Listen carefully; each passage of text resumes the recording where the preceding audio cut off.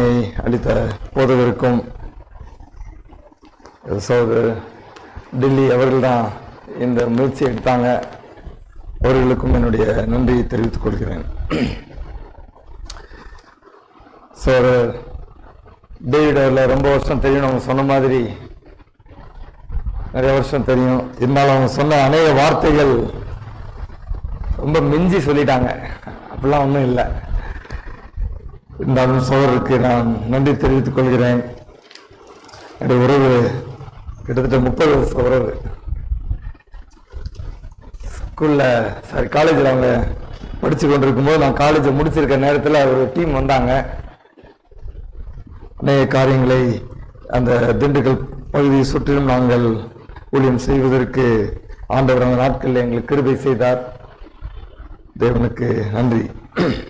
ஒரு கேள்வியோடு நான் எப்பொழுதும் ஆரம்பிப்பேன். இந்த நாளில் ஒரு கேள்வியை உங்க மத்தியில் வைக்க விரும்புகிறேன். What is the ultimate goal of your life? நீங்க எழுதுங்க ஒரு பேஜ்ல. முக்கியமான கேள்வி இருக்கா? கோல் இருக்கா உங்களுக்கு? ஸ்பிரிச்சுவல் ஆன்சர் எழுதக்கூடாது, சரிங்களா? உண்மையிலே என்ன ஆன்சர் எழுதணும்? சர்ச்சில் வந்து கேள்வி கேட்டா ஸ்பிரிச்சுவல் ஆன்சர் எழுதுவோம், சரிங்களா? உங்க லைஃப்ல உண்மையிலே அல்டிமேட் கோல் என்ன, சரிங்களா? உங்க வாழ்க்கையினுடைய அல்டிமேட் இலக்கு என்ன, சரிங்களா? இன்னொரு கேள்வி, companion question. What is the ultimate goal of God for your life?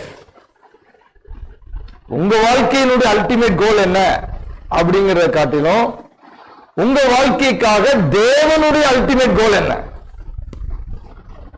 ரெண்டும் கொஞ்சம் வித்தியாசம் இருக்கு, அப்படித்தானே? அதாவது தைரியம் இருக்கவங்க சொல்றீங்களா? சும்மா ஒரு பதில் சொல்லுங்களேன். கோலே இல்லையா யாருக்கும்? போய் சொல்றீங்க. சரி, ஓகே. இல்ல உங்க கோல் என்னன்னு மாத்திரம் சொல்லுங்க, ஒரு சென்டென்ஸ். Okay okay okay. வேற? ஓகே, சரி. வேற? பர்சனல் கோல் யாருக்குமே இல்லையா? ஸ்பெசிபிக் கோல்? நிறைய பொய் சொல்றீங்க. என் மனைவி சொல்லுவா, சாபத்திலேயாவது பொய் சொல்லாதீங்க அப்படின்பா. ஏன் மிச்ச நாள் பொய் சொல்லலாமா அப்படின்னு கேட்பேன். அது மாதிரி எனிவே, கண்களை மூடி ஆண்டவருடைய சமூகத்தில் ஒப்பு கொடுப்போம். இந்த நாளில் தேவன் நம்மோடு பேச வேண்டும். ஆண்டவர் எதற்காக இந்த பூமியிலே என்னை கொண்டு வந்திருக்கிறார்? நிறைய பேர் செத்துட்டாங்க நேத்து, இன்னைக்கு நான் ஏன் உயிரோடு இருக்கிறேன்? Is there a very specific purpose for God, for my existence? ஆண்டவரே நீங்க பேசுங்கப்பா. இந்த உலகத்திலே வாழக்கூடிய நாங்கள் அநேக நேரத்திலே உலகத்திற்காகவே வாழ்ந்து மறிக்கக்கூடிய அளவிற்கு எங்கள் ஓட்டம் இருக்கிறதே. இந்த நிலையை மாற்றும்படியாய் உம்முடைய வார்த்தையை கொண்டு எங்கள் இருதயத்தின் ஆழங்களை ஆண்டவரே நீர் ஆராய்ந்து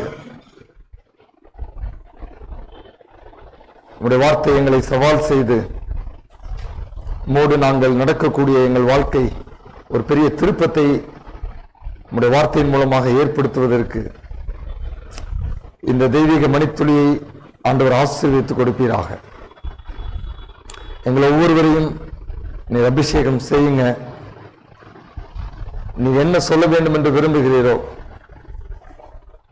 நீர் என்ன எங்களுக்கு புரிய வைக்க வேண்டும் என்று விரும்புகிறீரோ, நீர் நினைத்தபடி அதை நாங்கள் புரிந்து கொண்டு இந்த இடத்தை விட்டு நல்ல தீர்மானங்களோடு கடந்து செல்ல எங்களுக்கு உதவி செய்யும். இயேசுவின் நாமத்தில் பிதாவே, ஆமென். எபேசியர் எழுதின புஸ்தகத்திலே 1ஆம் அதிகாரத்திலே 1வது வசனத்தை வாசிப்போம்.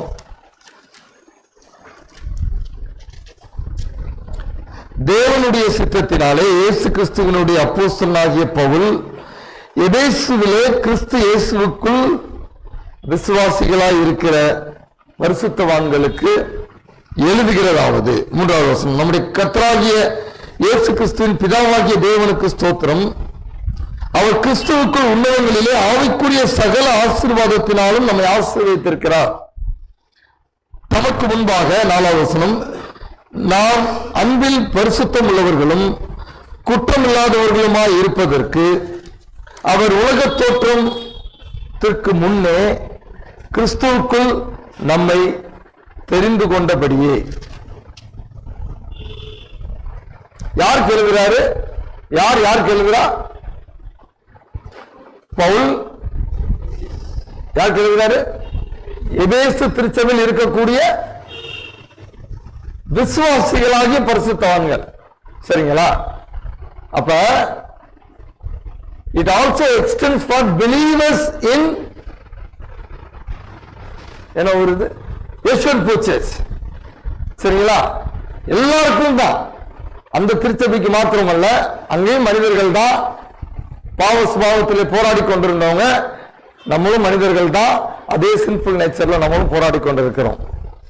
அப்ப ஆண்டவர் விசுவாசிகளுக்கு ஒரு பெரிய தெய்வீக நோக்கம் வைத்திருக்கிறார்.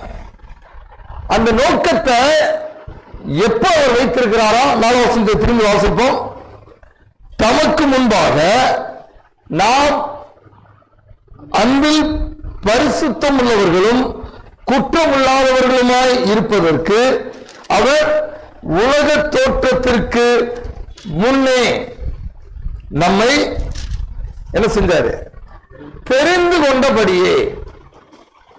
2-3 வார்த்தைகளை இந்த வசனத்திலே நான் கோடிட்டு ஒரு வார்த்தையை வச்சு இதனாலே நாம் தியானிக்க போகிறோம். முதலாவது, காட். ஆங்கிலத்தில் சொன்னா கொஞ்சம் ஈஸியா இருக்கும், ஏன்னா நீங்க மல்டிலிங்குவல் சர்ச் தானே. So God had chosen us. chosen, தெரிந்து கொண்டார். அப்படின்னா என்ன அர்த்தம்? chosenனா God has many choices. அவருக்கு நிறைய சாய்ஸ் இருக்கு. ஆனா உங்களையும் என்னையும் ஆண்டவர் தேர்ந்தெடுத்திருக்கிறார். நெசூன்புரில் எவ்வளவு பேர் இருக்கிறாங்க, இந்திய தேசத்துல எவ்வளவு பேர் இருக்கிறாங்க, உலகத்துல எவ்வளவு பேர் இருக்கிறாங்க. எல்லாரும் ஆண்டவரை ஏற்றுக்கொண்டவர்கள் அல்ல, எல்லாரும் இந்த மீதமான சத்தியத்தை ஏற்றுக்கொண்டவர்கள் அல்ல. ஆனா ஆண்டவர் அவருடைய இரக்கத்தின்படியும் கிருபையின்படியும் உங்களையும் என்னையும் தெரிந்து கொண்டிருக்கிறார். எப்ப தெரிந்து கொண்டிருக்கிறார்? எதற்காக தெரிந்து கொண்டிருக்கிறார்? எப்ப தெரிந்து கொண்டிருக்கிறாரா? even before the foundations of the world. உலக தோற்றத்திற்கு முன்னதாகவே எதற்காக தெரிந்து கொண்டார்? உங்களை என்னையும் நல்லா படிக்கணும், நல்ல வேலை வாங்கணும், கார் வாங்கணும், பங்களா வாங்கணும், இடம் வாங்கணும். எதற்காக தெரிந்து கொண்டார்? இன்னைக்கு நீங்க பாத்தீங்கன்னா பிரசங்கம் அப்படிதான் இருக்கு. ப்ராஸ்பரிட்டி காஸ்பல் அப்படின்னு சொல்லுவாங்க. மக்களை உற்சாகப்படுத்தணும், மக்களை வேதனையில வருவாங்க, மக்களை புண்படுத்தக்கூடாது. ஆனா ஆண்டவர் எதற்காக தெரிந்து கொண்டாரா? எப்ப தெரிந்து கொண்டாரா? உலக தோற்றத்திற்கு முன்பதாகவே நீங்களும் நானும் பரிசுத்தம் உள்ளவர்களாக இருக்க வேண்டும் என்பதுதான் God's only expectation. Everything else is nonsense. நான் சொல்றாங்க, இன்னைக்கு மிச்சத்துக்கு தான் அதிகமான நேரத்தையும் கனத்தையும் கொடுத்து கொண்டு இருக்கிறோம். ஆனா ஆண்டவர் ஒரே ஒரு நோக்கத்திற்காக தான் உங்களை என்னை இந்த பூமியில வைத்திருக்கிறார். So that we can live a sanctified life. பரிசுத்தமுள்ள ஒரு வாழ்க்கை நீங்களும் நானும் வாழ வேண்டும் என்பதற்காக மாத்திரமே ஆண்டவர் உங்களையும் என்னையும் இந்த பூமியில வைத்திருக்கிறார். Honest question, expecting a honest answer. இந்த வாரத்துல நான் பரிசுத்தமா இருக்கணும் ஆண்டவரே, நீங்க எவ்வளவு பேர் ஜெபம் பண்ணி கையெல்லாம் தூக்க வேண்டாம், சும்மா அவங்க மனசுல நீங்க கேள்வி கேளுங்க. இந்த வாரத்துல உங்களுடைய ஜெபத்துல, ஆண்டவரே நான் பரிசுத்தத்துல குறைவுள்ளவனா இருக்கிறேன், உங்க ஸ்டாண்டர்ட் எங்கேயோ இருக்கு, என் ஸ்டாண்டர்ட் எங்கேயோ இருக்கு, என்னை இன்னும் பரிசுத்தமா மாத்துங்க. எத்தனை பேர் நம்ம ஜெபம் பண்ணோம்? உங்களுக்கு தான் பதில் தெரியும். அப்படி ஜெபிக்கலன்னா எதற்காக வாழ்ந்து கொண்டிருக்கிறோம் யோசனை வரணும். ஆண்டவர் சொல்றார், நான் உங்களை எதற்காக தெரிந்து கொண்டேன்? நீங்கள் பரிசுத்தம் உள்ளவர்களும் குற்றம் இல்லாதவர்களுமாய் இருப்பதற்கு. நம்மளுடைய தேவனுக்கும் உலகத்தில் நிறைய தெய்வங்கள் இருக்கு, அப்படித்தானே? நம்ம தெய்வத்திற்கும் உலகத்தில் இருக்கக்கூடிய all the so called gods, சரிங்களா, who are not gods but they are labeling them as gods, இவங்களுக்கும் நம்ம தெய்வத்திற்கும் ஒரு மிகப்பெரிய வித்தியாசம் என்னன்னு நினைக்கிறீங்க? பரிசுத்தம் தாங்க. மிச்சம் எல்லாத்தையுமே எல்லா தெய்வங்களும் செய்யதான் செய்யும். அற்புதம் வேணுமா, அடையாளம் வேணுமா, என்னென்ன வேணுமோ எல்லாமே மிச்ச தெய்வங்கள் they can do it. ஆனா பரிசுத்தம் என்று வரும் பொழுது அவர் காட். சங்கீதம் ஏசாயா 46 அதிகாரத்திலே 1 வசனம் வாசிங்க. ஏசாயா 46 அதிகாரம் 1 வசனம் வாசிங்க.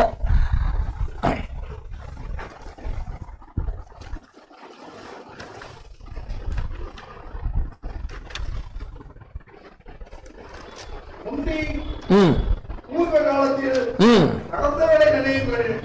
நானே தேவன், வேறு ஒருவரும் இல்லை. நானே தேவன், எனக்கு சமமானவரும் இல்லை. சரி, ஆண்டவர் என்ன சொல்றாருங்க? I am a unique God. There is none like me. அதுதான் எக்ஸோடஸ் லாங்குவேஜ்ல மோசே சொல்லுவாரு 15th சாப்டர்ல, majestic in holiness. அவர் பரிசுத்தத்தில் மகத்துவம் உள்ளவர். அப்படிப்பட்ட தேவனுக்கு ஒப்பான தேவன் இந்த பூமியில் ஒருவரும் இல்லை என்று அங்கே நம்ம படிப்போம். We don't serve an idol. We don't serve a God who is made up of woods and stones. We serve a God whose embodiment is holiness. நாம் ஆராதிக்கக்கூடிய தேவன் பரிசுத்தத்தையே அலங்காரமாய் வைத்திருக்கக்கூடியவர். அதனாலதான் அவரால் தெரிந்து கொள்ளப்பட்ட உங்களையும் என்னையும் நாம் பரிசுத்தம் உள்ளவர்களாய் இருக்க வேண்டும் என்று அவர் விரும்புகிறார். வேதத்திலே நீங்கள் பழைய ஏற்பாட்டிலிருந்து புதிய ஏற்பாடு வரைக்கும் படித்து பார்த்தீங்கன்னா ஒரு புக், என்டையர் புக் ஹோலினஸ்க்குன்னே டெடிகேட் பண்ணப்பட்டிருக்கு. என்ன புக்னு நினைக்கிறீங்க? entire book deals about holiness. பைபிள்ல லேவியராமம் நிறைய படிங்க. லேவியராமத்தை நீ அடிக்கடி படிக்கணும். If you want to live a holy life, you have to read Leviticus often. அதிகமா நீ அதை வாசிக்க வேண்டும். எக்ஸோடஸ்ல ஆண்டவர் என்ன செய்றாரு? மோசே சீனாமலையில் அழைத்து என்ன செய்றாரு? 20th சாப்டர்ல 1920 சாப்டர்ல 10 commandments கொடுக்கிறார். மக்கள் என்ன பண்றாங்க? இந்த 10 commandments கடைபிடிக்கணும்னு நினைக்கிறாங்க, தவறுறாங்க, திரும்பிக்கு ஆண்டவர்கிட்ட சேர்றாங்க, இப்படி போயிட்டே இருக்கு. ஆனா அது ஒரு கன்சைஸ்ட் ரெக்யர்மெண்ட் ஆஃப் காட். இப்ப அவர் என்ன பண்றாரு? இந்த 10 commandments என்ன செய்யறாரு? லெவிட்டிகஸ்ல குறிப்பா நீங்க 17 இருந்து 19 வரைக்கும் படிச்சு பார்த்தீங்கன்னா எக்ஸ்பிளைன் பண்ணுவார். என்னென்னலாம் செய்யணும், என்னென்னலாம் செய்யக்கூடாது. நீங்களும் நானும் பரிசுத்தமுள்ளவர்களாய் வாழ வேண்டும் என்றால் இந்த லேவியராம புஸ்தகத்திலே அநேக காரியங்களை ஆண்டவர் நமக்கு இதை செய்யுங்கள், அதை செய்ய வேண்டாம் என்று நமக்கு சொல்லிக் கொடுத்திருக்கிறார். இதை நாம் படித்து ஆண்டவருடைய கிருபையை பெற்று இதன்படி நாம் நடக்க வேண்டும் என்று நாம் நிச்சயமாக என்ன செய்யணும்? ஜெபிக்க வேண்டும். They are called to live holy life. Holy. பழைய ஏற்பாட்டிலே ஒரிஜினல் லாங்குவேஜ்ல கடாஷ், புதிய ஏற்பாட்டிலே ஹாஜியோஸ். ஏன் இதை சொல்றேன்? ஒரு ஆழமான அர்த்தம் அந்த வார்த்தையில இருக்கு. நம்ம இப்ப இங்கிலீஷ்ல வாசிக்கும் போது, தமிழ்ல வாசிக்கும் போது பரிசுத்தம் அதாவது ஹோலி அப்படின்னு வாசித்தோம். ஒரிஜினல் லாங்குவேஜ்ல இந்த கடாஷ் அப்படிங்கிற வார்த்தை லேவியராம் 19 வசனம்,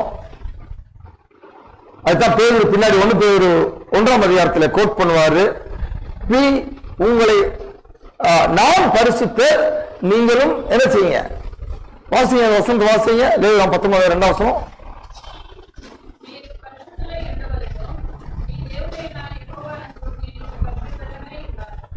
ஓகே, தமிழ்ல ஒருத்தர் வாசிங்க. நீ இஸ்ரவேல் புத்திரர் சபை அனைவரோடு சொல்ல வேண்டியது என்னவென்றால், உங்கள் தேவனும் கர்த்தருமாகிய நான் பரிசுத்தர், ஆகையால் நீங்களும் பரிசுத்தராயிருங்கள். உங்கள் தேவனாகிய கர்த்தராகிய நான் பரிசுத்தர், ஆகையால் நீங்களும். அப்படின்னா என்ன அர்த்தம்? நீ உன்னை யாரும் புரிஞ்சுக்கோ, நான் உன்னை எதற்காக தெரிந்து கொண்டேன் என்று நீ புரிந்து கொள். நான் பரிசுத்த தேவனா இருக்கிறபடினாலே நீயும் என்ன செய்யணும்? You are expected to live a holy life. You cannot live any life. You cannot live just like that. ஏதோ வருது, ஏதோ வாழ்றோம், ஏதோ போறோம். இல்லை, அதற்காக நீங்களும் நானும் ஆண்டவரால் தெரிந்து கொள்ளப்பட்டு அழைக்கப்பட்ட தெரிந்து கொள்ளப்பட்ட சந்ததியாய் ஆண்டவர் நம்ம இந்த பூமியில வைக்கவில்லை. இந்த கடாஸ் அப்படிங்கிற வார்த்தை 3 எபிரேய வார்த்தையில கடாஸ் அப்படிங்கிறது 3 லெட்டர் அல்லது 3 பதத்திலே வருகிறது. முதலாவது கோப் அப்படின்னு சொல்லுவாங்க, டாலத்னு சொல்லுவாங்க, ஷின்னு சொல்லுவாங்க. ஏன் இதெல்லாம் சொல்றேன்னா, ஹீப்ரு படிச்சுக்கிறது எனக்கு தெரியும் இருக்காது. நான் ஒண்ணு நீங்க போய் சும்மா அந்த கிங் ஜேம்ஸ்ல வச்சீங்கன்னாவே இதெல்லாம் தெரியும். இன்னைக்கெல்லாம் ஒன்றும் கஷ்டம் இல்லை, ஒன்றும் நான் படிக்கணும்னு அவசியம் இல்லை. ஆனா எபிரிய மொழியை நான் ஆழமாக அறிந்திருந்தா தான் எதற்காக ஆண்டவர் ஒரு சில காரியங்களை சொல்லி இருக்கிறார் என்பதை நம்மால் புரிந்து கொள்ள முடியும். உதாரணத்துக்கு இந்த வார்த்தை, எனக்கு பிடித்த வார்த்தையில முதலாவது எபிரிய வார்த்தை கடாஷ். ஏன்னா அதற்கு தான் ஆண்டவர் நம்மை அழைத்திருக்கிறார். இந்த கோப் அப்படின்னா என்னன்னா, preparing yourself through sacrifice. தியாகத்தோடு உங்களை ஆயத்தம் பண்ணுவது. கடாஸ்ங்கிற வார்த்தையில முதல் வார்த்தை கோப்.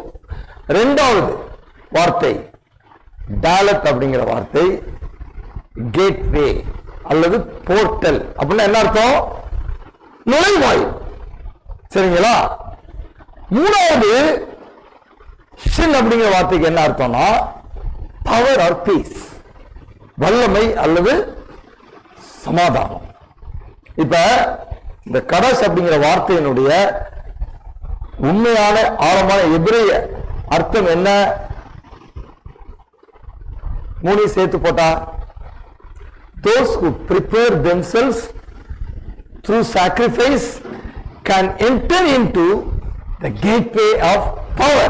இன்னும் கன்சைஸ் பண்ணி சொல்லணும்னா, holiness is gateway for power. இன்றைக்கு திருச்சபை வல்லமை இல்லாத திருச்சபையா இருக்கிறது. இன்றைக்கு ஊழியர்களும் ஊழியக்காரர்களும் வல்லமை இல்லாம இருக்கிறார். நம்மளால போய் அற்புத அடையாளங்கள் செய்ய முடியல. பிசாசின் கிரியைகள் இருக்கக்கூடியவங்களுக்கு விடுதலையை பெற்றுக் கொடுக்க முடியவில்லை. Could it be possible that the ministries and the ministers are not focusing on holiness and that is why they are lacking power? Could it be possible? I think yes. I think yes. நம்ம நினைக்கிறோம் அப்போஸ்தலர் காலங்களோட எல்லாம் முடிஞ்சிருச்சு, இப்ப எல்லாம் இல்ல, அப்படி இல்ல. அவர்கள் பரிசுத்தமுள்ளவர்களாய் வாழ வேண்டும் என்பதற்காக அவர்கள் தேவனோடு செலவழித்த நேரமும் தேவனோடு இணைந்து அவர்கள் வாழ்ந்த வாழ்க்கையும் இந்த நாட்களிலே நம்மால் அந்த அந்த சேம் டிகிரி ஆஃப் சாக்ரிஃபைஸ் நம்மளால பண்ண முடியல. ஒரு நாளைக்கு எவ்வளவு நேரம் ஜெபம் பண்றோம், ஒரு நாளைக்கு எவ்வளவு நேரம் பைபிள் வாசிக்கிறோம்? ரொம்ப கம்மி தாங்க. யோசித்து பாருங்க, கடந்த 24 மணி நேரத்தில் எவ்வளவு நேரம் நீங்க பிரேயர் பண்ணி? கடந்த 24 மணி நேரத்துல கிட்டத்தட்ட பாதி நாள் போயிடுச்சு. அப்படிதானே? பாதி நாள் போயிடுச்சு சாபத்துல. இந்த சாபத்தை வந்து எதற்காக ஆண்டவர் கொடுத்தாரு? அவருக்காக. அதுலயும் நம்மளால என்ன செய்ய முடியல, அவருக்காக அதிக நேரம் செலவழிக்க முடியல. அப்படிதானே? சாபத்திலே நிறைய நேரம் பிரேயர் பண்ணலாம்ல, சாபத்திலே நிறைய நேரம் பைபிள் வாசிக்கலாம்ல, சாபத்திலேயாவது நிறைய நேரம் பரிசுத்தத்திற்கான காரியங்களை சிந்தித்து பரிசுத்தமாய் நாம் மாற வேண்டும் என்று நம்ம நினைக்கலாம்ல. நினைக்கிறோமா? தீர்மானங்களை எடுக்க வேண்டும். How I live my Sabbath life. பரிசுத்த நாள், பிரித்தெடுக்கப்பட்ட நாள், அந்த நாள்ல பரிசுத்தத்துக்கான காரியத்தை நான் எவ்வளவு கவனம் செலுத்துகிறேன்? How much do I focus on holiness on that holy day? இப்ப நீங்க holiness அல்லது இந்த holy அப்படிங்கிற வார்த்தைக்கு சும்மா டைப் பண்ணி மீனிங் பார்த்தீங்க அப்படின்னா, இங்கிலீஷ்ல நிறைய அந்த டிக்ஷனரிஸ்லாம், ஸ்பிரிச்சுவல் டிக்ஷனரிலாம் பார்த்தீங்கன்னா 2-3 வார்த்தை போடப்பட்டிருக்கிறது. முதலாவது அதர். என்னது அதர்? ஹோலி அப்படிங்கிற வார்த்தைக்கு மீனிங் என்ன போட்டிருக்காங்க? அதர் அல்லது டிஃபரண்ட், செப்பரேட், அல்லது செட் அபார்ட். எதற்காக நான் இதை சொல்லுகிறேன்? ஆண்டவர் உங்களையும் என்னையும் பரிசுத்தமான வாழ்க்கை வாழ வேண்டும் என்று அழைத்திருக்கிறார். அப்ப இந்த பரிசுத்தமான வாழ்க்கையை வாழ்வதற்காக அழைக்கப்பட்ட நீங்களும் நானும் we have to be the other person. We have to be separate or we have to be different. நீ பைபிள் முழுவதும் வாசித்து பார்த்தீங்கன்னா ஆதியாகமத்திலிருந்து வெளிப்படுத்தல் வரைக்கும் இந்த தீம் வந்து ரிடண்டன்ட் ஆயிருக்கும். எரேமியா 10ஆம் அதிகாரத்தில் 2ஆம் வசனம் நினைக்கிறேன், புறஜாதியாருடைய மார்க்கத்தை கற்றுக்கொள்ளாதிருங்கள். அது வரும். எக்ஸலன்ஸ் நீங்க பாத்தீங்கன்னா பிற மக்கள் செய்கிற தவறுபடி நீங்க செய்யாம இருந்தீங்கன்னா அவங்களுக்கு இருக்கக்கூடிய வியாதி ஒன்று உங்களுக்கு என்ன செய்யாது, வராது. அப்படியே நீங்க வந்து புதிய பாட்டுக்கு வந்தீங்கன்னா 2 கொரிந்தியர் 6ஆம் அதிகாரத்திலே 17ஆம் வசனம் என்று நினைக்கிறேன், அவர்கள் இருந்து பிரிந்து வந்து இருக்கா. வாசிங்க வசந்து, வாசிங்க, நல்ல வசனம். 2 கொரிந்தியர் 6ஆம் அதிகாரம் 17ஆம் வசனம் நினைக்கிறேன், வாசிங்க. ஆனபடியால் நீங்கள் அவர்கள் நடுவிலிருந்து புறப்பட்டு பிரிந்து போய் அசுத்தமானதை தொடாதிருங்கள். So separate yourself and be different. இன்னொரு throughout the scripture a call is given to live a life of separation from the world. உலகத்திற்கும் உலகத்தின் பழக்க வழக்கங்களுக்கும் நாம் பிரிந்து வாழ வேண்டும் என்று சொல்லி தேவன் உங்களுக்கும் எனக்கும் அழைப்பு கொடுக்கிறார். அப்ப இந்த அழைப்பு எங்கிருந்து ஆரம்பிக்கும் நம்ம பார்த்துக்கிட்டு இருக்கோம். உலக தோற்றம் முதற்கொண்டு ஆண்டவருக்கு உங்களிடத்தில் இருக்கக்கூடிய ஒரே எதிர்பார்ப்பு, we must not live a common life, an ordinary life. We must live an uncommon, separate, extraordinary life which would display the holiness of Christ. உங்க வாழ்க்கையை பார்க்கும் பொழுது இந்த ஜனங்கள் வித்தியாசமான ஜனங்கள். இன்றைக்கு சாபத் லெசன் எடுத்தாங்கல்ல, 1 பேதுரு 2ஆம் அதிகாரம் 9வது வசனம், உங்களை அந்தகாரத்திலிருந்து பிரித்து ஆச்சரியமான ஒளிக்கு வரவழைத்தவருடைய புண்ணியங்களை அறிவிக்கும்படிக்கு தெரிந்து கொள்ளப்பட்ட சந்ததியும் ராஜரிக ஆசாரிய கூட்டமாயும் என்னது அடுத்து சொல்ல மாட்டீங்க. இந்த சேர்ச்சில் எதுவும் சொல்ல மாட்டீங்களா? மௌனம் வரணுமா? இல்ல வசனம் தெரிய மாட்டீங்களா? வசனம் எல்லாம் மனப்படமா தெரியணுங்க.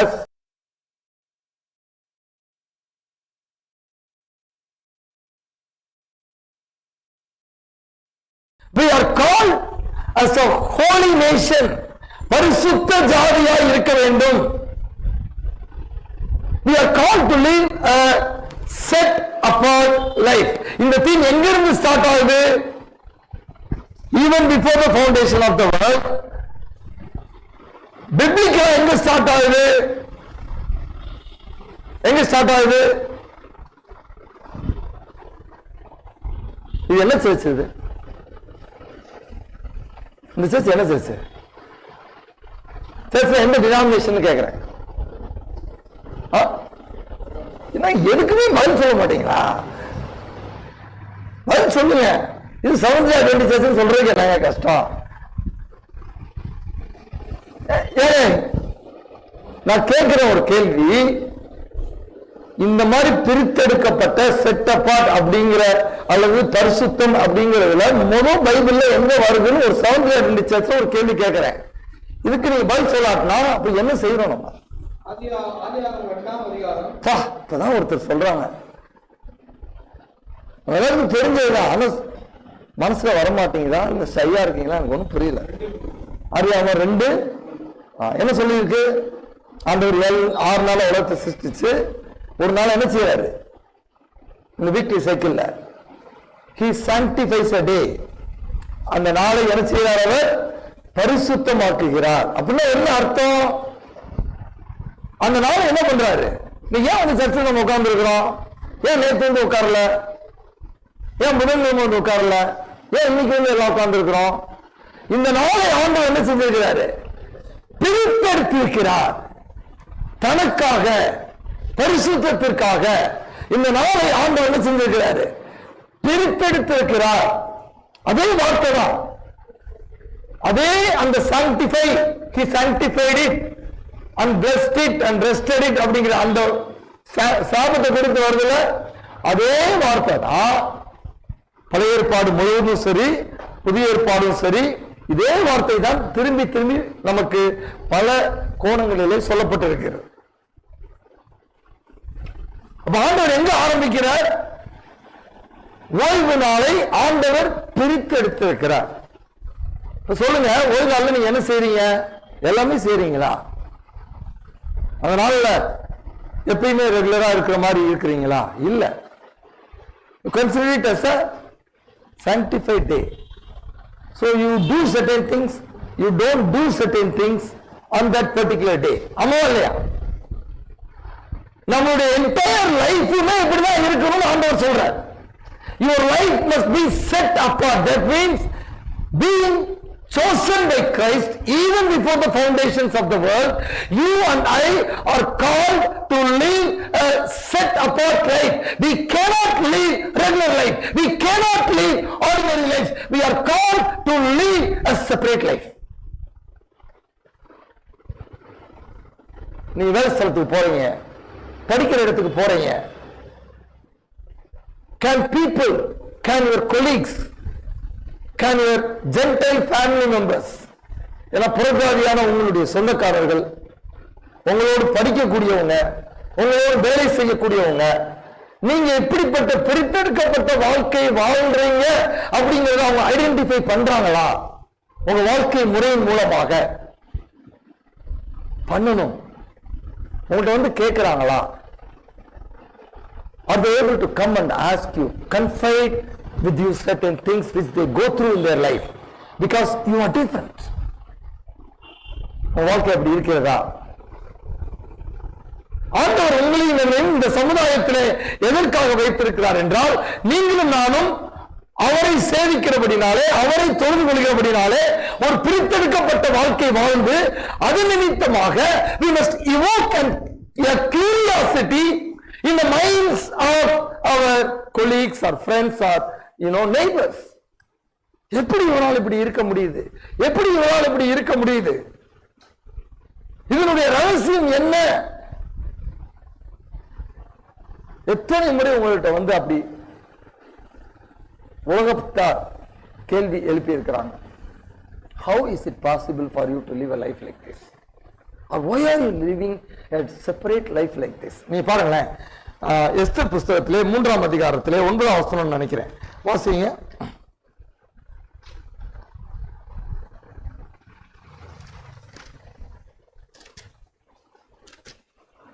எஸ்தர் புஸ்தகம் 3ஆம் அதிகாரம் 8வது வசனம்.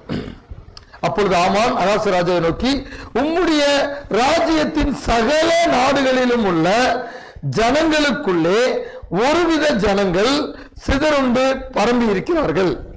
127 தேசத்துல அகாஸ்வர் என்ன செய்யறாரு? அத்தாரிட்டி கொள்றார். சரிங்களா? அப்ப இந்த 127 நாடுகளில், சகல நாடுகளில் அப்படின்னா 127 நாடுகளில் இருக்கக்கூடிய ஜனங்கள் அப்படின்னா many people, countless people, ஜனங்களுக்குள்ளே ஒருவித unique people. உங்க 127 தேசத்திலையும் நிறைய ஜனங்கள் யுனிக்கா இருக்கிறாங்க. ஒருவித ஜனங்கள் சிதறுண்டு பரம்பி இருக்கிறார்கள். அவர்களுடைய வழக்கங்கள் சகல ஜனங்களுடைய வழக்கங்களுக்கும் விகற்பமாய் இருக்கிறது. They are different. இவங்க லைஃப் ஸ்டைல் டிஃபரெண்டா இருக்கு. ராஜாவே, ஒரு கூட்டம் இருக்கு, இவங்களுடைய லைஃப் ஸ்டைல், இவங்க பேசுற பேச்சு, இவங்க தங்களை கண்டக்ட் பண்ணுகிற விதம் வித்தியாசமா இருக்கு, விகற்பமா இருக்கு. அவர்கள் ராஜாவின் சட்டங்களை கை கொள்ளுகிறதில்லை. They don't compromise even if it means king's decree, transgressing king's decree. ஆகையால் அவர்களை இப்படி விட்டிருக்கிறது ராஜாவிற்கு நியாயம் அல்ல. நான் சொல்றேங்க, one of the clearest identification that you are pursuing a holy life is persecution. நான் சொல்ற புரியுதா உங்களுக்கு? நீங்க பரிசுத்தமா வாழ்றீங்க அப்படிங்கிறதுக்கு ஒரு மெய்யான அடையாளம் என்னன்னா, கண்டிப்பா உபத்திரத்துக்குள் நீங்க போயிட்டு தான் இருப்பீங்க. பரிசுத்தமா வாழ்ந்துட்டு நான் எனக்கு உபத்திரவமே இல்லை, சஃபரிங்கே இல்லைன்னா இட் இஸ் நாட் பாசிபிள். யாரெல்லாம் தேவனுக்காக, தேவனுடைய வார்த்தைகளுக்கு என்னால் முடிந்த அளவு தேவனுடைய கிருபையை பெற்று நான் அதற்கு கீழ்ப்படிந்து வாழ வேண்டும் என்று தீர்மானிக்கிறீங்களோ, உங்களையும் அப்படிப்பட்ட வாழ்க்கை வாழக்கூடியவர்களையும் உபத்திரவங்களையும் பிரிக்கவே முடியாது. Because you will be automatically counted as a threat. அதான் இங்க பார்க்கிறோம். ஆமாம், அதைத்தான் நீங்க அவசரத்தில் சொல்லுகிறான். ஒரு விதமான ஜனக்கூட்டம் இருக்கிறது. இந்த ஜனக்கூட்டம் எதை பத்தியும் கவலைப்பட மாட்டேன். அவனுடைய கவலையெல்லாம் ஒண்ணுதான். அவனுடைய வாழ்க்கைக்கு அவனுக்கென்று ஒரு சில சட்டத்திட்டங்கள் இருக்கிறது. அதை மாத்திரம்தான் கீழ்ப்படிவான். கழுத்தே போனாலும் பரவாயில்ல. அதனால இப்படிப்பட்ட ஜனங்களை இப்படியே வச்சிருந்தா 127 நாளும் இவங்க பக்கம் போயிடும் அப்படிங்கிற ஒரு பயம் வந்துருச்சு. நம்மளை பார்த்து யாராவது பயப்படுறாங்களா? நம்மளை பார்த்து யாராவது கேள்வி கேட்கிறாங்களா? நம்முடைய லைஃப் ஸ்டைல் டிஃபரெண்டா இருக்கா? Are people seeing something unique in our lifestyle? That is God's call for your life and my life. தேவன் உங்களுக்காக எனக்காக வைத்திருக்கக்கூடிய ஒரு மிகப்பெரிய இலக்கு பரிசுத்தம் உள்ளவர்களாய் நாம் வாழ வேண்டும் என்பதுதான். Even before the foundations of the world, even when he created the world and he gave the very first institution which is Sabbath, and then throughout the Old Testament and then throughout the New Testament, until when நீ பாருங்க 1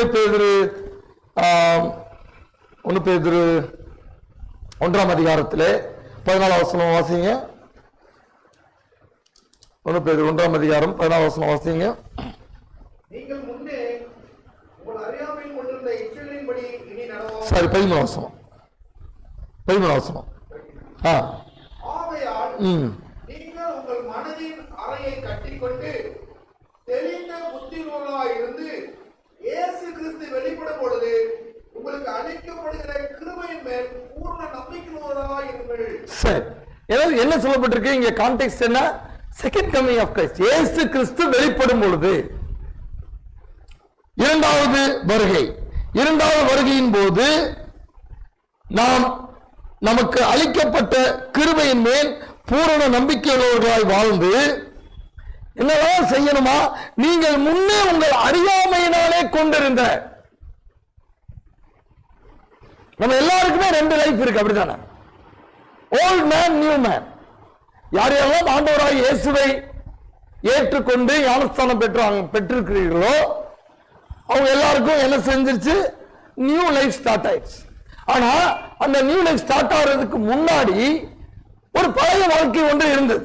அதுதான் இந்த வசனம் சொல்லுகிறது. நீங்கள் முன்னே உங்கள் அறியாமையினாலே கொண்டிருந்த இச்சைகளின்படி இனி நடவாமல் கீழ்ப்படுகிற பிள்ளைகளாயிருந்து உங்களை அழைப்பவர் பரிசுத்தமாக இருக்கிறது போல நீங்கள் உங்கள் நடக்கைகள் எல்லாவற்றிலேயும் பரிசுத்தராயிருங்கள். How much is God demanding when he gives a call for holiness? How much of our life? நம்ம வாழ்க்கையில் எவ்வளவு பகுதி பரிசுத்தமாக இருக்க வேண்டும் என்று ஆண்டவர் விரும்புகிறார். பரிசுத்தத்திற்காக அழைப்பு கொடுத்த பொழுது என்னோட வாழ்க்கையில எவ்வளவு பரிசுத்தமா இருக்கணும்? ஒரு நாள் அன்னைக்கு மாத்திரம் பரிசுத்தமா இருக்கணுமா? How much? இன்னொரு வார்த்தை வருது, நடக்கைகள் எல்லாவற்றிலேயும். In all of your life, in all of your work,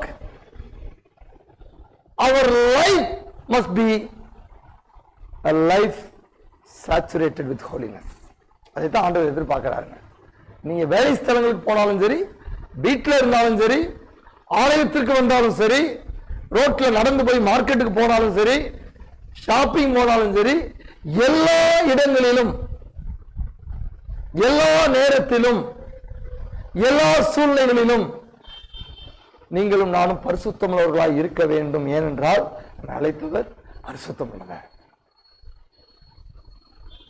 கடைசி புக்கு போவோம், ரெவலேஷன் சாப்டர் 21 போவோம்.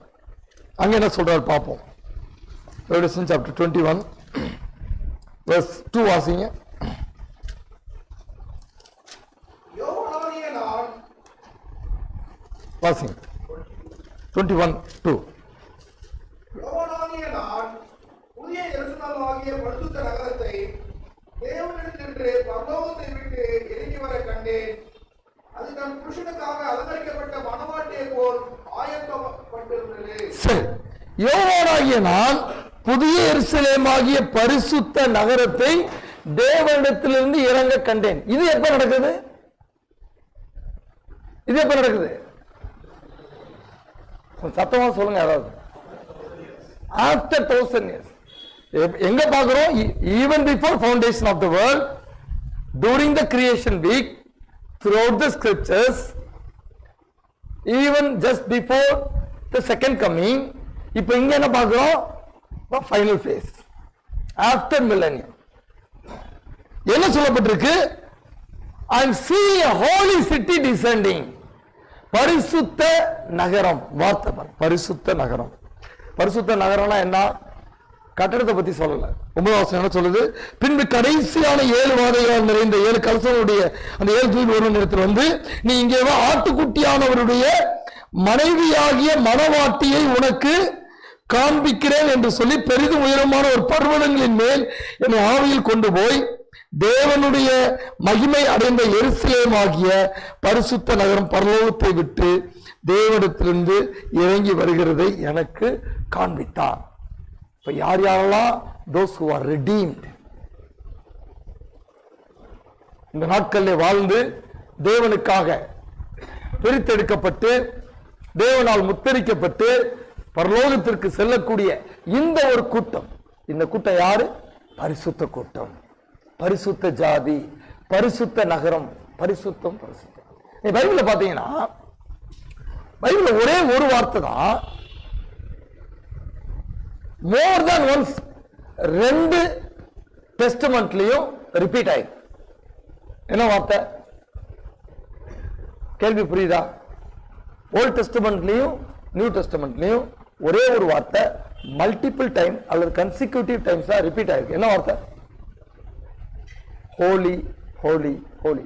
No other word is repeated in the entire Bible except the word holy. சும்மா ரேண்டமா அப்படி பைபிள்ல இது மாத்திரம் ஹோலி ஹோலி ஹோலின்னு ஒரு வார்த்தையை எம்பசைஸ் பண்ணலங்க. God was very keen in placing this in both Old Testament and New Testament so that people must consider this very seriously. ஏசாயா 6ஆம் அதிகாரத்திலும் வெளிப்படுத்தல் 4ஆம் அதிகாரத்திலும் இந்த வார்த்தை 3 முறை தொடர்ந்து ரிப்பீட் பண்ணப்படும். இன்ஃபேக்ட் பரலோகத்தில் இருக்கக்கூடிய தூதர் ரெவலேஷன் 4:8 என்ன வாசிக்கிறோம்? அவங்களுடைய வேலை ஒரே வேலை தான். என்ன வேலை? பரிசுத்தர், பரிசுத்தர், பரிசுத்தர். எப்படி சொல்லிட்டு இருக்காங்களா? யோசித்து பாருங்களேன். சர்ச் ஆரம்பிக்குது 9 ஆரம்பிக்குதா? மணி என்ன ஒரு 12 மணி ஆகுது. இந்த 2.5 மணி நேரம் ஒண்ணுமே இன்னைக்கு சர்வீஸ்ல இல்ல. டேவிட் நேசகுமார் சொல்றாரு,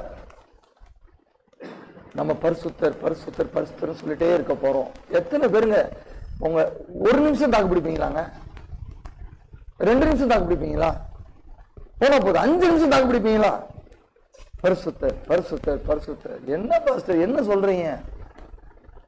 ஆனா பாவமே செய்யாத தூதர்கள் யுகமா தேவனுடைய பரிசுத்தத்துக்கு முன்பாக நின்று கொண்டு in awe they are proclaiming forever ceaselessly holy holy holy. Could it be possible that because we do not even understand what this holiness means, that we are not emphasizing it in our daily walk. இதை நாம் அறிந்து கொள்ளவில்லை என்பதனாலே என்னுடைய அனுதின வாழ்க்கையிலே இதை குறித்து கரிசனையற்றவனாய் நான் வாழ்ந்து கொண்டிருக்க கூடுமோ? ஆண்டவர் இன்றைக்கு நம்ம எல்லாருக்கும் ஒரு அழைப்பை கொடுக்கிறார். நாம் பரிசுத்தம் உள்ளவர்களாய் வாழ வேண்டும் என்பதிலே இனி வரக்கூடிய நாட்களிலே நம்ம ரொம்ப கவனம் உள்ளவர்களாய் இருக்க வேண்டும். So where does this holiness starts? நான் பரிசுத்தமா இருக்கணும்னா எங்க ஆரம்பிக்கணும்? பிராக்டிக்கல் லைஃப்ல. கொஞ்சம் தீரியா பார்த்துட்டு இருந்தோம், நம்ம பிராக்டிக்கல் போவோம். ஆண்டவர் அழைப்பை கொடுக்கிறார், நாம் பரிசுத்தமா இருக்க வேண்டும் என்று அவருடைய அனாதி தீர்மானம் அனாதி காலத்திலே இருந்து இருக்கிறது. புதிய எருசலேம் வரைக்கும் அதுதான் அவருடைய திட்டம் என்று பார்த்து விட்டோம்.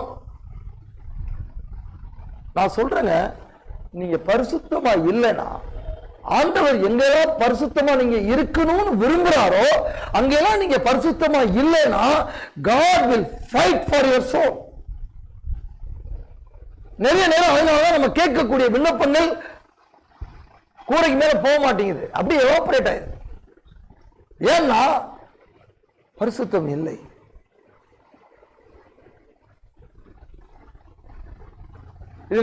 இந்த கான்செப்ட் நீங்க நல்லா புரிஞ்சுக்கணும்னா தானியேல் 5ஆம் அதிகாரம் ஞாபகம் இருக்கா? யாரு? நேபுகாத்நேச்சாருடைய பையன் பெல்சாத்சார். அவர் என்ன செய்யறாரு ஞாபகம் இருக்கா? இந்த தானியேல் 5ஆம் அதிகாரம் ஞாபகம் இருக்கா? ஹோலி வெசல்ஸ் என்ன செய்யறாரு? எடுத்து தண்ணியை ஊத்தி என்ன செய்யறாரு? எல்லாத்தோடையும் அவருடைய மனைவிமார்கள் எல்லாத்தோடையும் சேர்ந்து என்ன செய்யறாரு? தண்ணி ஊத்தி நல்லா அடிக்கிறார். பார்ட்டிங் மீன் sanctified vessels. என்ன நடந்துச்சு? கவல் பார்த்து சும்மா இருந்துட்டாரா? என்ன செஞ்சாரு? செவுத்துல எழுதினார், மேனே டெக்கேலு பாஸ். கடைசி என்ன நடந்துச்சு? அவருடைய லைஃப் என்ன நடந்துச்சு? அந்த சாப்டர் முடியும் போது அவர் லைஃப் முடிஞ்சிருச்சு. God will fight for your holiness if you are not living a holy life. ஒருவேளை நிறைய பேர் உங்க வாழ்க்கையில தோற்கடிக்கப்பட்ட வாழ்க்கை வாழ்ந்து கொண்டிருக்கிறீங்களா? பலவீனத்தோடு இருக்கிறீங்களா? நிறைய நேரம் ஜெபம் பண்றேன், ஜெபம் கேட்கப்படவே மாட்டேங்குது.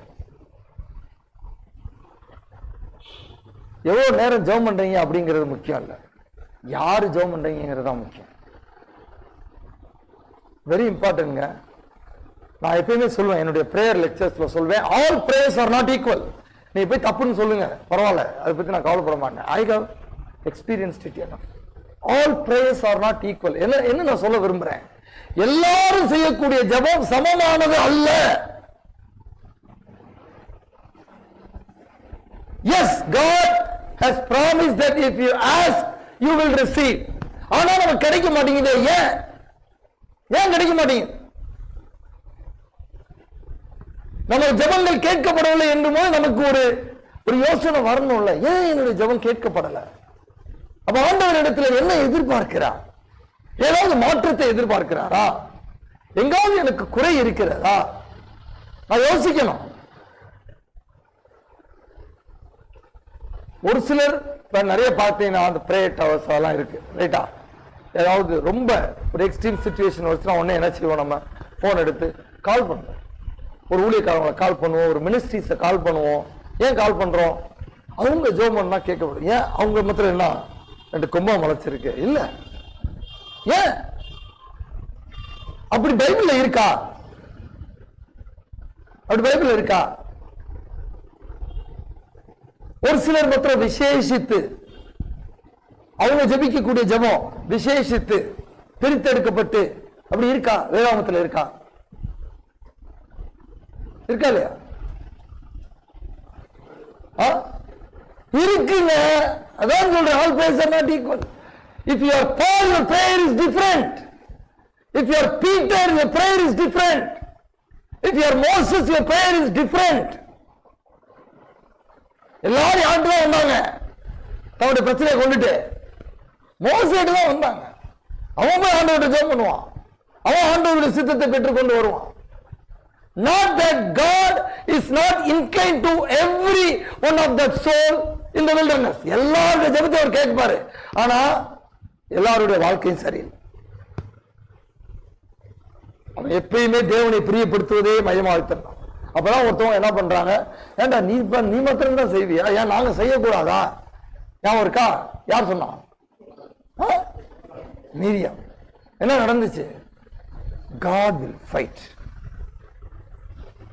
not only for your holiness but for his holy servants. ரொம்ப டேஞ்சருங்க. எல்லாரும் நீங்க ஒரே மாதிரி ட்ரீட் பண்ணிட முடியாது. ஆண்டவர் எல்லாரையும் ஒரே மாதிரி ட்ரீட் பண்றாரு. ஆனா ஆண்டவர் ஒரு சிலரை விசேஷித்தும் ட்ரீட் பண்றாரு. ஏன்? கண்டிப்பா அவங்களை தேர்ந்தெடுத்தார். அதுல ஒண்ணு மாற்று கருத்து இல்ல. ஆனா புதிய ஏற்பாட்டில் உட்கார்ந்து இருக்க நீங்கள் நானும் எல்லாருமே தேர்ந்தெடுக்கப்பட்டவர்கள். அல்லேலூயா. ஆமாவா இல்லையா? எல்லாருமே நாம் தேர்ந்தெடுக்கப்பட்டவங்க. எல்லாருமே நாம் அந்த 1:2:9 எல்லாருமே நம்ம என்னவா? ஆசாரிய கூட்டம். பழைய ஏற்பாட்டில் தான் மோசஸ், புதிய ஏற்பாட்டில் அதெல்லாம் கிடையாது, டிஸ்டிங்ஷன் எல்லாம் கிடையாது. அப்ப யாரெல்லாம் ஆண்டவருக்கு தன்னை பரிசுத்தத்தோடு இணைத்துக் கொண்டு பரிசுத்தரோடு இணைந்திருக்கிறார்களோ அவங்க அரிதான காரியங்களை அவர்கள் செய்வார்கள். அப்பதான் ஒரு கத்தி பத்திக்கு போட்டாலும் அதை தொட்டவங்க என்ன செஞ்சான்? சுகமடைஞ்சான். நடந்து போன நிழல் பட்டா சுகமடைஞ்சான். Not some mysterious power in the shadow or in the kerchief, but these people live a sanctified life, that they were walking gods. அவங்க தெய்வத்தை போல நடந்தார்கள். அவருடைய எல்லா குணத்தையும் அவர்கள் என்ன செஞ்சாங்க? வெளிப்படுத்தினாங்க. They are not gods, but they had, என்னை விசுவாசிக்கிறவன் நான் செய்கிற கிரியை தானும் செய்வான். அந்த மாதிரி அவன் நடந்தாங்க. அந்த பரிசுத்தரோடு இணைந்த அவர்கள் அந்த விதமான வல்லமையும் அபிஷேகத்தையும் பெற்றபடியினாலே அவர்களால் அப்படிப்பட்ட ஒரு வித்தியாசமான வாழ்க்கை வாழ முடிந்தது. அநேகர் அவர்களுடைய வாழ்க்கை மூலமாக பயன்பட்டாங்க. இன்றைக்கு அநேக நேரத்தில் நம்ம வாழ்க்கைக்கு நம்மளே பயனாளிகள் இல்லாம இருக்கிறோம். நம்ம பிரச்சனையை நம்மளால தீர்க்க முடியல. நம்ம எப்படி இந்த அநேகருக்கு போய் பிரயோஜனமா இருக்க போறோம்? எங்க குறையுங்க? பரிசுத்தங்க. நான் சொல்றேங்க, நீங்க பரிசுத்தத்துல மாத்திரம் உங்க லைஃப் முழுவதும் போக்கஸ் பண்ணீங்கன்னாவே அதுவே போதாது உங்களுக்கு. ஏன்னா பழைய மனிதன் புது மனிதன் அப்படின்னு நான் சொன்னேன்ல, பழைய மனிதன்ல அவ்வளவு பிரச்சனை இருக்கு. என் லைஃப் முழுவதுமே என்னுடைய செல்ஃப் சென்டர்ட் டிசைர்ஸ்லயே தான் டிரைவ் ஆகிட்டு இருக்கு. எது வரைக்கும்? நியூ மேன் ஆனா உருவாகிற வரைக்கும். ஆனா பிரச்சனை என்னன்னா, நியூ மேனுமே நிறைய பேருக்கு ரிச்சுவலா தான் இருக்கு. உள்ள போறோம், வெளியே வர்றோம், அதுக்கு பிறகு பழைய வாழ்க்கையை தான் நிறைய பேர் தொடர்றோம். அதுக்கு பிறகு ஒரு டிஸ்டிங்க்ட் லைஃப் ஸ்டைல் இருக்கா அப்படின்னு பார்த்தா, அப்பயும் சண்டை போட்டிருப்போம், இப்பயும் சண்டை போட்டிருப்போம், அப்பயும் போய் சொல்லிருப்போம், இப்பயும் போய் சொல்லிருப்போம், அப்பயும் பொறாமப்பட்டிருப்போம், இப்பயும் பொறாமப்பட்டிருப்போம், அப்பயும் தேவையில்லாம நிறைய காசு செலவழிச்சிருப்போம், இப்ப இன்னும் கூட தான் செலவழிப்போம். ஏன்னா இப்ப வேலைக்கு வந்துட்டோம், நம்ம சம்பாதிக்கிறோம், எப்படி வேணாலும் செய்யலாம். ஏன் காசு? இன்னைக்கு அப்படிதான் இருக்கு உலகம். போற குறைக்கு இதை வர கொண்டு வந்துட்டான். இங்கே இப்படி இப்படி தட்டி தட்டி எல்லாத்தையும் என்ன செஞ்சிடறோம்? தேவையோ தேவையில்லையோ அதெல்லாம் கவலையே இல்லை. God is interested in a distinct, separate life for each and every one of you because He has chosen you for it. ஆண்டவர் உங்களையும் என்னையும் பரிசுத்தமாய் வித்தியாசமாய் ஒரு வாழ்க்கை வாழ வேண்டும் என்பதற்காக தேவன் நம்மை தெரிந்தெடுத்திருக்கிறபடினாலே உங்களுக்கு எடுத்து அப்படிப்பட்ட ஒரு பெரிய எதிர்பார்ப்பை வைத்திருக்கிறார். Many times we disappoint Him by our choices we make. எல்லாம் சொல்ல முடியாதுங்க. நான் நிறைய டிசப்பாயிண்ட் பண்றேன். பண்ணி முடிச்ச பிறகு ஆண்டவர்கிட்ட போய் உட்கார்ந்து ஆண்டவரே இப்படி செஞ்சுட்டேனே மன்னிச்சிருங்க அப்படின்னு கேட்பேன். But we are evolving. We should evolve. We should grow in holiness. ஒவ்வொரு நாளும் நான் வளர வேண்டும், பரிசுத்தத்திலே நான் வளர வேண்டும் என்கிற ஒரு தீராத தாகம் எனக்குள்ள இருக்க வேண்டும் என்றால் நான் பரிசுத்த தேவனை ஆராதிக்கிறேன் அல்லவா? பரிசுத்தம் மிக மிக முக்கியம். சோ எங்க இந்த பரிசுத்தம் ஸ்டார்ட் ஆகுது? நம்மளுடைய பிராக்டிக்கல் வாக்ல 1 பேதுரு 1ஆம் அதிகாரம் போவோம். வாஸ்தவம் ஏற்கனவே இந்த வசனம் என்ன சொல்லப்பட்டிருக்கிறது? 13வது வசனம் வாசியுங்கள். ஆகையால் நீங்கள் உங்கள் மனதின் அறையை கட்டிக்கொண்டு தெளிந்த புத்தியுள்ளவர்களாய் இருந்து இயேசு கிறிஸ்து வெளிப்படும் பொழுது உங்களுக்கு அளிக்கப்படும் கிருபையின் மேல் பூரண நம்பிக்கையுள்ளவர்களாய் இருங்கள். said. இதுதான் கான்டெக்ஸ்ட். இதுக்கு பின்னாடி தான் என்ன சொல்றாரு, உங்களை அழைத்த பரிசுத்தராக போல நீங்களும் உங்கள் நடக்கையில் எவ்வளவுல எல்லாவற்றிலேயும் பரிசுத்தமுள்ளாயிருங்கள் என்றால் நான் பரிசுத்தராக நீங்களும் பரிசுத்தராயிருங்கள் என்று எழுதியிருக்கிறது. அப்ப it begins sanctification, holiness, that set apart life, it begins from our mind or from our heart.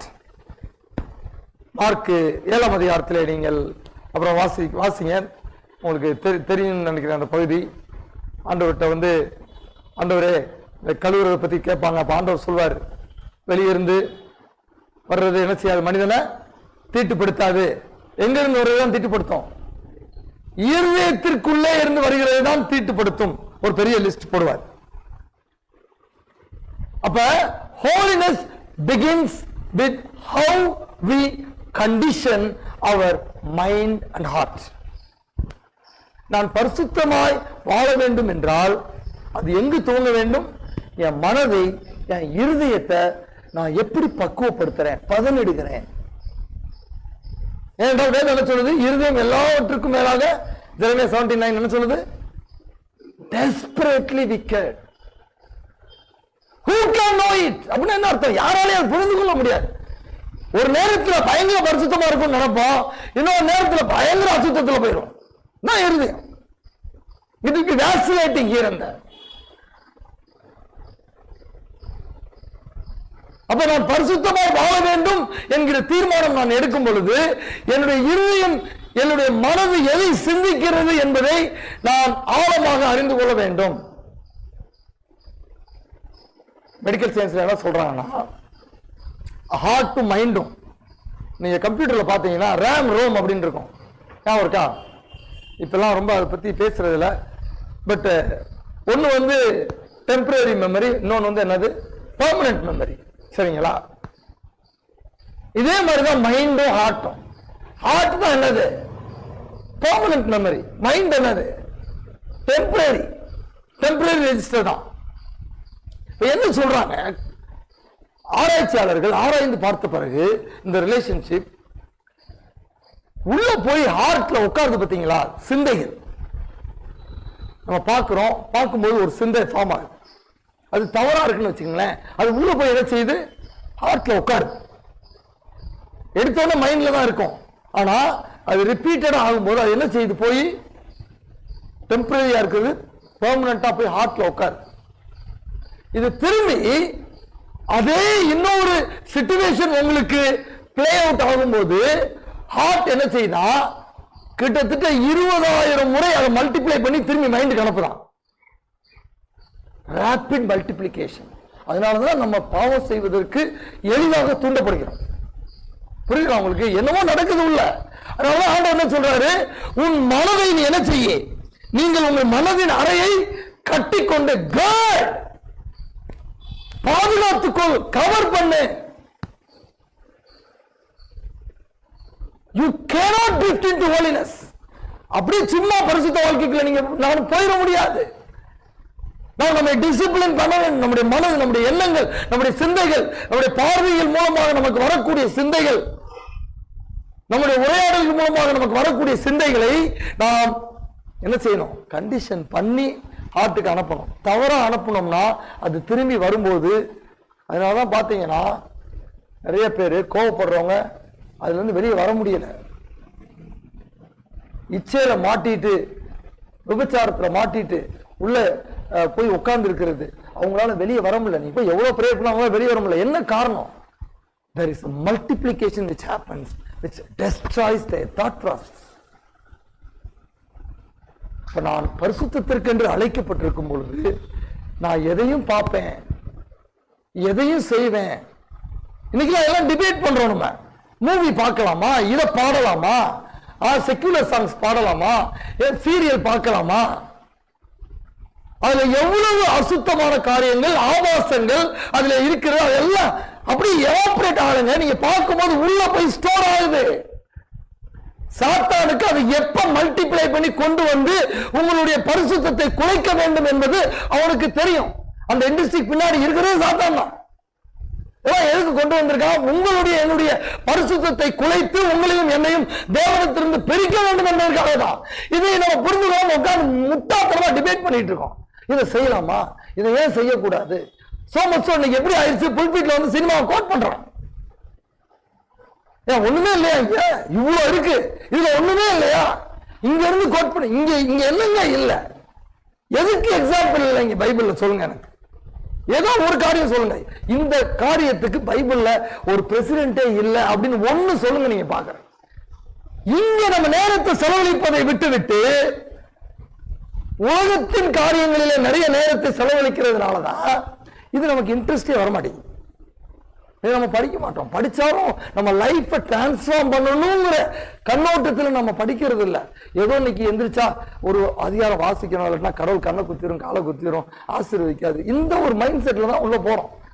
Bible படிக்கணும், ஜெபம் பண்றதுமே நிறைய பேர் ஆசீர்வாதத்துக்காக தான் செய்யணும், நல்லா இருக்கணுங்கிறதுக்கு தான் செய்யணும். இல்லைங்க, நான் சொல்றேங்க.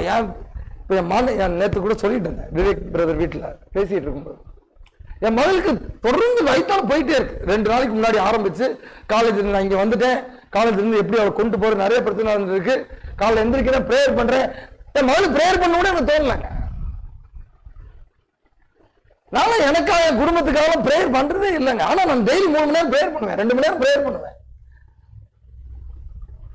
நீங்க ஆண்டவரையும் ஆண்டவருடைய பரிசுத்தத்தையும் தேடுகிறவர்களா இருப்பீர்கள் என்றால் ஏதோ அவர் பார்த்துக்கிறாருங்க. நான் அதான் சொல்லுவேன், பிரேயர் பண்றது தப்புன்னு நான் சொல்லல. ஆனா நீங்க போய் டெஸ்ட் பண்ணுங்க நான் சொல்ற வார்த்தையை. வசனம் என்ன சொல்லுது? மத்தேயு 6:33 என்ன சொல்லுது? என்ன சொல்லுது? முதலாவது இனிமே சொல்லிடுவீங்க. முதலாவது சீக்கி ஃபர்ஸ்ட். முதலாவது தேவனுடைய ராஜ்யத்தையும் அவருடைய நீதியையும். என்ன அர்த்தம்? whatever pertains to the kingdom, whatever pertains to his righteousness or holiness, இதை நீ சீக் பண்ணிக்கிட்டே இரு. உடையோ சாப்பாடோ உனக்கு உலகத்துல என்னென்ன தேவையோ இது எல்லாத்தையும் என்ன செஞ்சிடறேன். நம்ம என்ன செய்யறோம்? உல்டாவா செஞ்சுக்கிட்டு இருக்கோம். நம்ம அடிஷன்ஸே தேடிக்கிட்டு இருக்கோம். பிரைமரியா என்னத்தை தேட சொன்னாரோ அதை விட்டுட்டோம். அவர் என்னத்தை தேட சொல்றாரு சொல்லுங்க. இந்த வாரம் ஒரு வாரம் போயிடுச்சா? போன வாரத்துல இந்த வாரம் வரைக்கும் ஒரு வாரம் போகுது. ஒரு வாரம் வேண்டாம், இந்த வருஷம் ஆரம்பத்துல இருந்து இன்னைக்கு வரைக்கும் கிட்டத்தட்ட 4 மாசம் முடிய போகுதா? கிண்டத்துக்காக நீ என்ன செஞ்சீங்க? சர்ச்சுக்கு வந்தேன், சர்ச்சில் செஞ்சேன்னு சொல்லாதீங்க. இதை தவிர உங்களால தேவனுடைய ராஜ்யத்திற்கு என்ன பெனிஃபிட் வந்துச்சு சொல்லுங்க, யோசிங்க. சும்மா ஒரு கொஸ்டின் வைக்கிறேன். உங்களால தேவனுடைய கிங்டத்துக்கு என்ன பெனிஃபிட் வந்துச்சு 4 மாசத்துல? உங்க கிங்டத்தை தானே பில்ட் பண்ணிட்டே இருக்கீங்க, உங்க ஃபேமிலி கிங்டத்தை தானே பில்ட் பண்ணிட்டே இருக்கீங்க.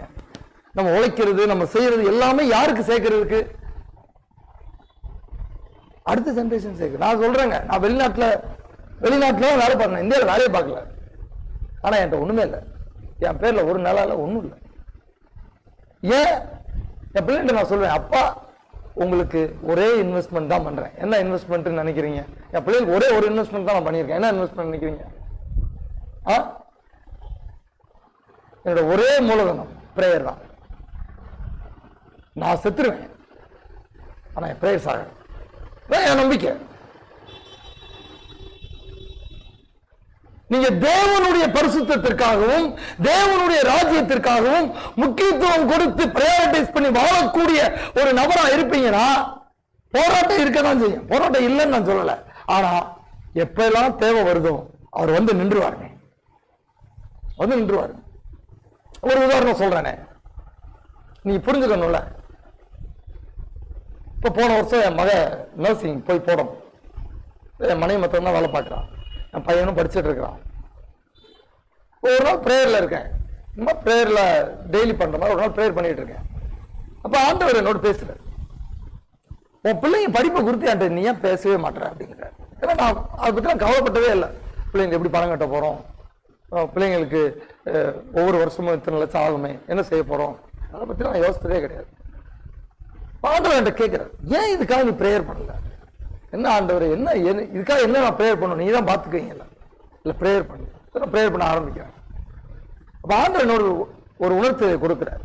உன் பிள்ளைங்களுக்காக நீ இனிமே பாதி காசு போடணும். நான் சம்பாதிக்கல, நான் ஊழியம் தான் செய்யறேன். நான் வேலையை விட்டு கிட்டத்தட்ட 14 வருஷம் ஆயிடுச்சு. போன வருஷம் யோசிக்கிறேன், என்ன ஆண்டவரே நான் எங்கிட்ட இருந்து காசு கொடுக்க போறேன்? நம்ம என் மனைவி சொல்லுவான், எல்லா ஊழியக்காரங்களும் போனா காசு வாங்கிட்டு வராங்க, நீங்க போய் கொடுத்துட்டு வர்றீங்களே அப்படின்னா. நம்ம ஊழியம் எப்படிப்பட்ட ஊழியம்?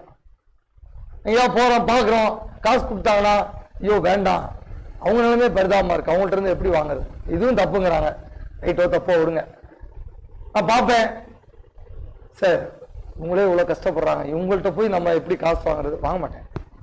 இப்ப சமீபத்தில் ஒரு சிலர் ரொம்ப தவிர்க்க முடியாம கொடுப்பாங்க, அதை வாங்கி இங்கிட்டு வாங்கி அங்கிட்டு போறோம்ல, கஷ்டப்படுறாங்கல்ல, அவங்களுக்கு போய் கொடுத்துருவோம், இல்ல ஊழியத்துக்கு பயன்படுத்துவோம். இப்படிதான் வாழ்க்கை. என்ன ஆண்டவர், நான் எங்கிட்டு போய் நான் இப்படி கால்குலேட் பண்ணி பாக்குறேன். 2 பிள்ளைகளுக்கு சேர்த்து கிட்டத்தட்ட 3,20,000 வருது. 1,60,000 நான் எங்க ஆண்டவரே போ. சரி ஆண்டவர் சொல்லிட்டாரு, பிரேயர் பண்ணிட்டு விட்டுட்டேன். ஏப்ரல் மாசம், போன வருஷம் ஏப்ரல் மாசம் இந்த உரையாடல், ஒரு நாள் ஏப்ரல் மாசத்துல ஒரு நாள் பிரேயர்ல இப்படி நடக்குது.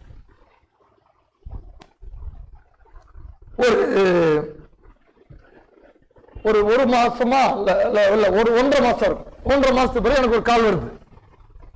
அப்ப வேற டினாமினேஷன்ல இருந்து ஒருத்தவங்க கால் பண்றாங்க, ஒரு மிஷனரி ஆர்கனைசேஷன் வந்து கால் பண்ணி, அன்னை சவுதி அரேபியாவுக்கு ஊழியத்துக்கு போகணும், நீங்க வெளிநாட்டுலாம் போயிருக்கீங்க, விசா கேட்டு பார்க்குறோம், விசா கிடைக்க மாட்டேங்குது, நீங்க ஏதாவது ட்ரை பண்ணி வாங்கி கொடுங்க, உங்களுக்கு கூட்டு போறேன் அப்படிங்கிறார். சரி ஒரே நாள்ல எல்லாம் ரெடி பண்ணிடுறேன். எல்லாம் ரெடி பண்ணி ஒரு மாசத்துல கிளம்பி போயிடுறோம். போய் முடிச்சுட்டு ஊழியம் முடிச்சுட்டு வர்றோம். அவரும் பேசுறாரு, நானும் பேசுறேன். எல்லாம் முடிஞ்சு வந்தோடனே அவர் தான் என்னை கூட்டு போனார். நான் என்ன பண்றேன், எல்லா காசும் அவர் கையில கொடுத்துறேன். எனக்கு என்ன வச்சு எல்லாத்தையும் அவர் கையில் கொடுத்துறேன். அவரு என்ன பண்றாரு, அவர் ரொம்ப பெருந்தன்மையா எனக்கு வந்து எல்லாத்தையும் சேர்த்து போட்டு எண்ணி நான் உங்களுக்கு கண்டிப்பா ஏதாவது கொடுக்கணும்னு அப்படின்னு அவரு எல்லாத்தையும் போட்டு எண்ணி அவரு என் கையில கிட்டத்தட்ட 3000 ரியால் கொடுக்குறாரு. 3000 ரியால்னா நம்ம பணத்துக்கு கிட்டத்தட்ட 1,20,000 கிட்ட. ஆண்டவர் என்ன சொன்னாரு, நீ என்ன செய்யணும், பாதி காசு போடணும். ஓ ஓகே, ஆண்டவர் இப்படிதான் செய்வார் போல தெரியுது. இதெல்லாம் புதுசு, தெரியாது எனக்கு. அப்ப நான் என்ன பண்றேன், அன்னைக்கு பிரேயர் பண்ணும்போது தீர்மானம் எடுக்கிறேன். சரி ஆண்டவரே, எனக்கு காசு இல்ல, ஊழியத்துக்கு போகும்போது எனக்கு காசு வந்துச்சுன்னா பிள்ளைங்களுக்கு நீங்க கொடுக்கணும்னு சொல்றேன்னா அதான் எனக்கு ஒரே சோர்ஸ் ஆஃப் இன்கம். அப்ப 20% உங்களுக்கு கொடுத்துட்டு 80% நான் எடுத்துக்கிறேன். நான் ஒரு தீர்மானம் எடுக்கிறேன். அப்ப கிட்டத்தட்ட ஒரு 80,000 ரூபா வருது. நான் உட்காந்து டெய்லி இதுக்காக ப்ரேயர் பண்ணலங்க. நான் சொல்றேன், ஆண்டவரே காசு நான் கொடுக்கணும்னு சொன்னீங்களே, எனக்கு ஏதாவது நான் அந்த ஊழியத்துக்கு போறேன், நடக்குவாங்க அந்த ஊழியம் சொல்லுங்க. நீங்க நிறைய அதான் நடக்குது, டிமாண்ட் பண்ணி போறாங்க. எப்படி நான் வந்தா இத்தனை லட்சம் கொடுக்கணும், இத்தனை லட்சம் கொடுக்கணும், சும்மா இல்ல, அப்படிதான் இன்னைக்கு ஊழியம் நடக்குது.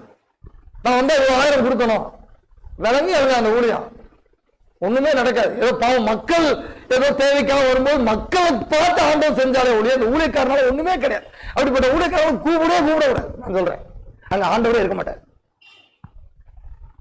அவனே அங்க நொந்து சோர்ந்து வர்றான், அவன்கிட்ட போய் காசை கொடுங்க எப்படி இருக்கும்?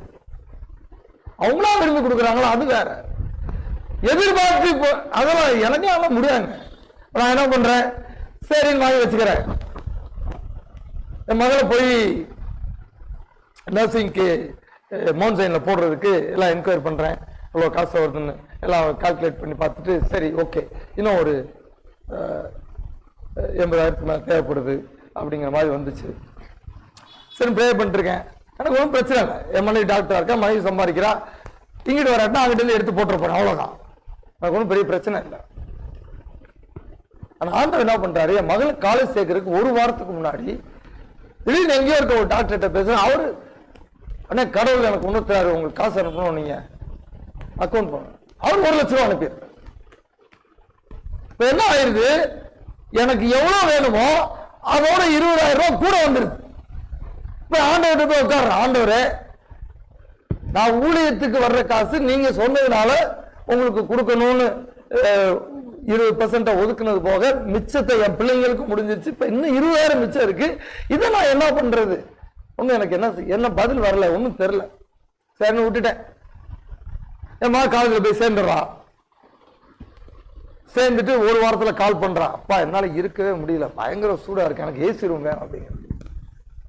அப்பதான் எனக்கு தோணும், ஆண்டவர் என் பிள்ளைக்கு ஏசி பாருங்க, ரைட்டா தப்பாலாம் எனக்கு தெரியலங்க, நான் வந்து மிகைப்படுத்திலாம் சொல்லங்க, ஆனா நான் என்ன சொல்ல விரும்புறேன், I am running for kingdom. ஆண்டவருடைய பிரசன்னத்தை இருந்து நான் சொல்ல முடியும், நான் எல்லாத்தையும் விட்டுட்டு வந்துட்டேன், ஆண்டவருக்காக ஓடிக்கொண்டு இருக்கிறேன்.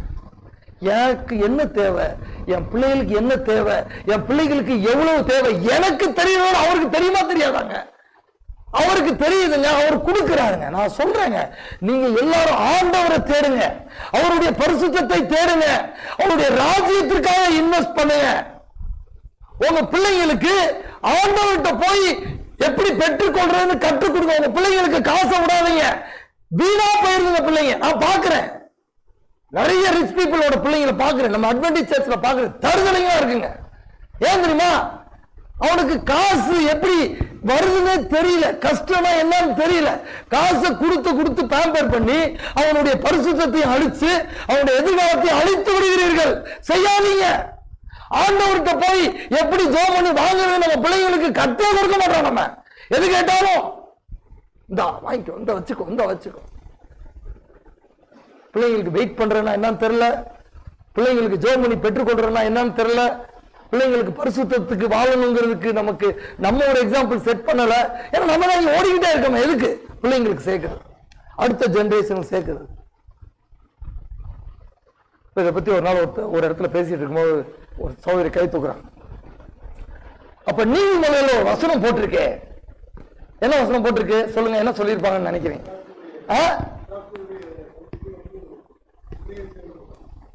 இன்னொரு வசனம் இருக்கு, நல்ல வசனம். நீதிமான்கள் தங்களுடைய சந்ததிகளுக்கு ஆஸ்தியை, ஒரு கேள்வி கைத்து கேட்கிறாங்க, நல்ல நீங்க எதுவும் கேட்கல. பைபிள் எப்படி வசனம் இருக்கு? நான் சொன்னேன் பைபிள் அந்த ஒரு வசனம் தான் இருக்காமா, வேற வசனமே இல்லையா பைபிள்ல? நீதிமான் ஆஸ்தி பேரபிள்ல மேத்யூ 13 நினைக்கிறேன், பேரபிள்ல ஆண்டவர் சொல்வார். ஒண்ணு மாத்திரம் சொல்றேன், பேரபிள் ஆஃப் பேர்ல் ஞாபகம் இருக்கா? முத்துக்கள். இந்த முத்துக்கள் என்ன செய்யறாங்க? போய் தோண்டி எடுக்கிறாங்க, அது வெளியேறப்பட்ட முத்தா இருக்கு. அப்ப இந்த முத்துக்காக அவர் என்ன செய்யறாரா? ஞாபகம் இருக்கா அந்த பேரபிள்? தனக்கு உண்டானவை எல்லாவற்றையும் விட்டு என்ன செய்யறாரு? That Paul is Jesus Christ. If you truly found the real Jesus, you will never shun to sacrifice your all. புரியுதா நான் சொல்றேன் உங்களுக்கு? நீங்க உண்மையிலே இயேசு யாருன்னு நீங்க if you have the genuine encounter with Jesus Christ, நீ சேர்க்கலாம் மாட்டீங்க, முடியாதுங்க, அவர் விட மாட்டாருங்க. நீங்க ஜெபம் பண்ணும்போது போய் அங்க குடு இங்க குடுன்னு சொல்லிக்கிட்டே இருப்பாருங்க. எத்தனை மணி அவங்கள்ட்ட சொல்லியிருக்கிறார், எத்தனை பேர்கிட்ட சொல்லியிருக்கிறார், நீ போய் அவங்களுக்கு 1 லட்சம் கொடு சொல்லியிருக்காரு அவங்கள்ட்ட. அவர் சொன்னா நீங்க கொடுப்பீங்களா? இது ஆண்டவர் தான் பேசுறாருனாலும் உங்களுக்கு கன்விக்ஷன் இருக்குமா? எல்லாமே கேள்வி.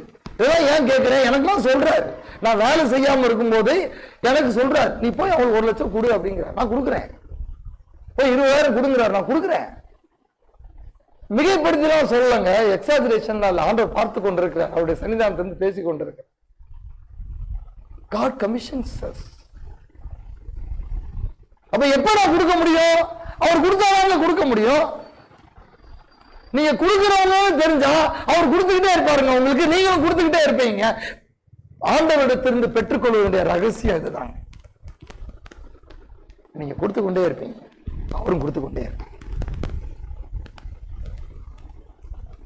பரிசுத்தம், இந்த பரிசுத்தரை நீங்கள் தேடும் பொழுது உங்க மனதிலே, உங்கள் இருதயத்திலே, உங்கள் எண்ணங்களிலே எல்லாவற்றிலும் நீங்க என்ன செய்யணும்? நான் என்ன சொன்னேன், எந்த டாபிக் இப்ப பேசிட்டு இருக்கோம்? பரிசுத்தம் எங்க துவங்குது, எங்க துவங்குதுன்னு பாக்குறோம்? மனதுல. 1 பேதுரு 1:11 மனதிலே துவங்குகிறது. அப்ப என் மைண்ட நான் கண்டிஷன் பண்றது இம்பார்ட்டன்ட். என் மைண்ட் என்ன சொல்லும்? கொடுக்காத, ஐயோ இவ்வளவு காசு எப்படி கொடுப்ப, இப்படிதான் என் மைண்ட் சொல்லும். இது யார் பேசுறது? மாமிசம் பேசுது, ஆவியானவர் பேசுது. ஆவியானவர் என்ன சொல்லுவாரு? குடு, பாக்குறீங்களா அவங்க கஷ்டப்படுறாங்கல்ல, குடு. ஆனா குடு என்ன செய்யும்? அதுக்கு முந்திக்கும் ஃபிளஷ். ஐயோ வேண்டாம், கொடுக்காத. நீ கொடுத்தா என்ன செய்வ? உன் பிள்ளை என்ன செய்யும்? எப்படி படிக்க வைப்ப? எப்படி கல்யாணம் பண்ணி கொடுப்ப? எப்படி இடம் வாங்குவ? ஆண்டவர் கைவிட மாட்டாருங்க. அப்ப பரிசுத்தம் உங்களுடைய மனதை நீங்கள் சரி செய்வதிலே தான் இருக்குது. நீங்க எப்படி சிந்திக்க போறீங்க, அந்த சிந்தையை எப்படி தேவனுக்கு, தேவனுடைய வார்த்தையை கொண்டு தேவனுக்காக அதை நீங்க அலைன் பண்ண போறீங்க அப்படிங்கிறதுல தான் உங்க பரிசுத்தம் ஸ்டார்ட் ஆகும். ஒரே ஒரு வசனத்தை வாசித்து நான் முடிக்க விரும்புகிறேன். நிறைய நேரம் ஆயிடுச்சு. நீ வீட்டில் போய் இதை நல்லா தியானிங்க. நான் ஒரு சில காரியங்களை மாத்திரம் உங்களுக்கு வேகமா சொல்றேன். எப்படியெல்லாம் நம்ம பரிசுத்தமா இருக்கணும்னு ஆண்டவர் விரும்புறார். நிறைய இடத்துல இருக்குங்க பைபிள்ல. ஒரு காரியத்தை ஆண்டவர் மனதில் இப்ப கொண்டு வர்றார். அதை மாத்திரம் உங்களுக்கு மத்தியில வைக்க விரும்புறேன். ஒண்ணு கொஞ்சம் 6ஆம் அதிகாரம் 9ஆம் வசனம் கொஞ்சம் வேகமா வாசிக்கலாம். 9ல இருந்து 11 வரைக்கும் யாராவது வாசிங்க.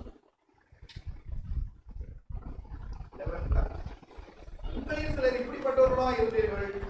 9ல இருந்து 11. அநியாயக்காரர் தேவனுடைய ராஜ்யத்தை சுதந்திரிப்பதில்லை என்று அறிவீர்களா? வஞ்சிக்கப்படாதீர்கள். வேசி மார்க்கத்தாரும், விக்கிர ஆராதனைக்காரரும், விபச்சாரக்காரரும், சுயமுணர்ச்சிக்காரரும், ஆண் புணர்ச்சிக்காரரும், தீர்வரும், பொருளாசைக்காரரும், வெறியரும், உதாசீனரும், கொள்ளைக்காரரும் தேவனுடைய ராஜ்யத்தை சுதந்திரிப்பதில்லை. உங்களில் சிலர் இப்படிப்பட்டவர்களாய் இருந்தீர்கள். ஆயினும் கர்த்தராகிய இயேசு நாமத்தினாலும் நமது தேவனுடைய ஆவியினாலும் கழுவப்பட்டீர்கள், பரிசுத்தமாக்கப்பட்டீர்கள், நீதிமானாக்கப்பட்டீர்கள். என்ன வாசிக்கிறோம்? எடுத்தோம் என்ன சொல்லப்பட்டிருக்கு? தேவனுடைய ராஜ்யத்தை குறித்து இங்க நம்ம பார்க்கிறோம். என்ன சொல்லியிருக்கு? அநியாயக்காரர் தேவனுடைய ராஜ்யத்தை சுதந்திரிக்க மாட்டார்கள். அடுத்து என்ன வார்த்தை வருது? என்ன வார்த்தை வருது அடுத்து? வஞ்சிக்கப்படாதிருங்கள். 2 வார்த்தை. அநியாயக்காரர், வஞ்சிக்கப்படாதிருங்கள். அநியாயக்காரர்னா யாரு? ஒரு பெரிய லிஸ்ட் கொடுக்குறாங்க. இவங்க என்ன செய்ய முடியாதா? அநியாயக்காரர்லாம் என்ன செய்ய முடியாதா? தேவனுடைய ராஜ்யத்தை சுதந்திரிக்க முடியாது. இந்த அநியாயக்காரர் யாருன்னு நினைத்தா பின்னாடி ஒரு பெரிய லிஸ்ட் வருது. சொல்லிட்டு என்ன சொல்றாரு? be not deceived. அப்படின்னா என்ன அர்த்தம்? டிசெப்ஷன் என்ன அர்த்தம்? உண்மை போல தோன்றும், ஆனா உண்மை இருக்காது. நம்ம ஏமாந்துருவோம். ஏவாள் என்ன செய்யப்பட்டாரா? வஞ்சிக்கப்பட்டால். பிளாக் அண்ட் ஒயிட்டா அவன் ஏற்றிருக்க மாட்டான். சாத்தான் நம்மளை வஞ்சிப்பான். நம் பரிசுத்தத்தை முக்கியப்படுத்த வேண்டிய அவசியம் இல்லை என்று சொல்லுவான். நீ இப்படிலாம் இருக்கணும்னு அவசியம் இல்லை, நீ இதெல்லாம் செய்யணும்னு அவசியம் இல்லை. வஞ்சிக்கப்படாதிருங்கள். ஏனென்றால் அநியாயக்காரர் என்ன செய்ய மாட்டாங்க? தேவ ராஜ்யத்தை சுதந்திரிக்க மாட்டார்கள். மேல போங்க அப்படியே 10ஆம் வசனம். அடுத்த வசனம் யார் போடுறீங்க? என்ன சொல்லப்பட்டிருக்கு? இல்ல 9ஆம் வசனமே போங்க திரும்பி. ஃபர்ஸ்ட் வசனம் என்னங்க போட்டிருக்கு? சரி, ஃபர்ஸ்ட் வார்த்தை 9ஆம் வசனத்துல. அதுக்கு பிறகு ஃபர்ஸ்ட் வசனம் என்ன வார்த்தை என்ன போட்டிருக்கு? வஞ்சிக்கப்படாத பிறகு ஃபர்ஸ்ட் வார்த்தை என்ன போட்டிருக்கு? வேசி மார்க்கத்தார் இருக்கா? அநியாயக்காரங்களுக்கு லிஸ்ட் வருது. பைபிள்ல நிறைய லிஸ்ட் இருக்கு அநியாயக்காரங்களுக்கு. இந்த இடத்துல நான் எப்பயுமே சொல்லுவேன் என்னுடைய பிரசங்கத்துல, லிஸ்ட்ல ஃபர்ஸ்ட் இம்பார்ட்டன்ட் அப்படின்னு. என்னது லிஸ்ட்ல? பைபிள் நீங்க எங்கெங்கெல்லாம் லிஸ்ட் வருதுன்னு பாருங்க. உதாரணத்துக்கு நல்ல ஒரு உதாரணம், ஆவியின் கனி ஒரு லிஸ்ட் இருக்கா? எத்தனை இருக்கு? 9 இருக்கு. ஃபர்ஸ்ட் என்ன வருது? ஃபர்ஸ்ட் என்ன வருது? அன்பு. அன்பு இருந்தா மிச்சம் 8 ஆட்டோமேட்டிக்கா வந்துருமா? அன்பு இல்லைன்னா மிச்சம் 8ல ஒரு சிலர் இருக்கலாம், இல்லாம போகலாம். நீங்க லிஸ்ட் எங்கெல்லாம் வருதோ நீங்க படிச்சு பார்த்தீங்கன்னா first thing will have some very very big significance. சரிங்களா? ஃபர்ஸ்ட் வார்த்தை என்ன சொல்றாரு அந்த வசனத்துல? பேசிக்கா ஒரிஜினல் லாங்குவேஜ் என்ன சொல்லப்பட்டிருக்கு? போர்னோஸ் அப்படிங்கிற வார்த்தை யூஸ் பண்ணப்பட்டிருக்கு. என்ன வார்த்தை? போர்னோஸ்.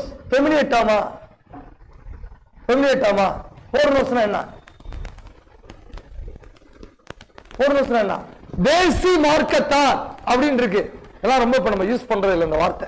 ஆனா ஒரிஜினல் இன்டென்ட் என்ன? அந்த வார்த்தை போர்னோஸ் அப்படின்னா என்ன அர்த்தம்? போர்னோகிராபி, ஆபாச படங்கள்.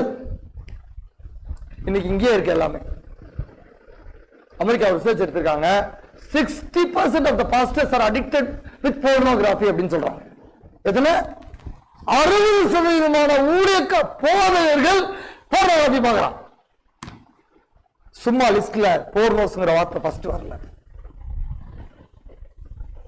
நம் பிள்ளைகளை நாம் எச்சரிக்க வேண்டும். தெரியாது என்ன பார்க்கறாங்க, எப்படி பார்க்கறாங்க. அவன் படிச்சுக்கிட்டு தான் இருப்பான், திடீர்னு வந்து நிற்கும். மைண்ட் ப்ராப்பரா கண்டிஷன் ஆகாட்டினா பரிசுத்தம் எங்க தோங்குன்னு சொன்னோம்? மனசு. மைண்ட் சரியா கண்டிஷன் ஆகல அந்த பிள்ளைக்கு அப்படின்னா அதை கிளிக் பண்ணி உள்ள போய்கிட்டே இருக்கும். முடிஞ்சு போச்சு life. Today we can lose our kids holiness by one click. நீங்க மானிட்டர் பண்ண முடியுமா உங்க பிள்ளைங்கள? முடியாது. பிள்ளைங்க எஜுகேஷன் இன்னைக்கு இதெல்லாம் இருக்கு. என் நேரம் உட்காந்து என்ன பாக்குற அவ்வளவுதான், அவங்க பிள்ளைங்க உங்களை விட்டு ஓடிடும். அப்படிலாம் நீங்க கேட்க முடியாது. அப்ப என்ன செய்யணும் பெற்றோர்கள்? இந்த ஜெனரேஷன்ல பிள்ளைகளுடைய பரிசுத்தத்தை பிள்ளைகள் காத்துக்கொள்ள வேண்டும் என்றால் பெற்றோர்கள் நம்ம என்ன செய்யலாம்? என்ன செய்யணும்? ஜெபம் பண்ணணும். உங்க ஜெபத்தினாலதான் உங்க பிள்ளைகளுடைய பரிசுத்தமே இருக்கு. முதல்ல உங்க பரிசுத்தத்துக்கு நீங்க ஜெபம் பண்ணணும். நீங்க ஒழுங்கா இருக்கணும், உங்க பார்வை ஒழுங்கா இருக்கணும். போர்னோஸ் நம்பர் 1 வார்த்தை. வேசி மார்க்கெட்டா. அடுத்து விக்கிரக செல்ஃப் எக்ஸ்பிளனேஷன் தேவையில்லை, சரிங்களா? விக்கிரக ஆராதனை. அடுத்து விபச்சாரக்காரர் தெரியும். அடுத்து என்ன வருது? சுய புணர்ச்சிக்காரர். இந்த சுய புணர்ச்சிக்காரர் இந்த வார்த்தை நம்ம யூஸ் பண்றது இல்ல. எத்தனை பேர் இந்த வசனத்தை ஒரு முறை கூட இது வரைக்கும் படிக்கல? கை தூக்குங்க. இந்த வசனத்தை நான் படிச்சதே இல்லை இது வரைக்கும். எல்லாரும் படிச்சிருக்கோம்ல, நியூ டெஸ்டமெண்ட் தான். கண்டிப்பா எல்லாரும் நியூ டெஸ்டமெண்ட் ஒரு தடவை வாசிச்சிருப்போம். எனக்கு மீனிங் சொல்லுங்க. சுய புணர்ச்சிக்காரன் என்னங்க சொல்லுங்க. இப்படிதான் நம்ம பைபிள் படிக்கிறோம். இந்த வார்த்தை என்னன்னே தெரியல. அப்ப என்ன மீனிங் கண்டுபிடிக்கணும்ல. கண்டுபிடிச்சோமா?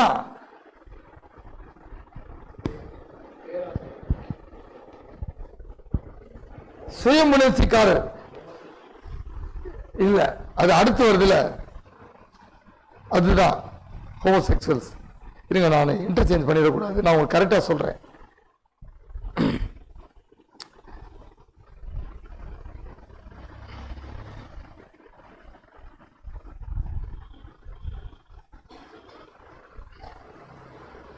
ஒரே ஒரு செகண்ட் கொடுங்க.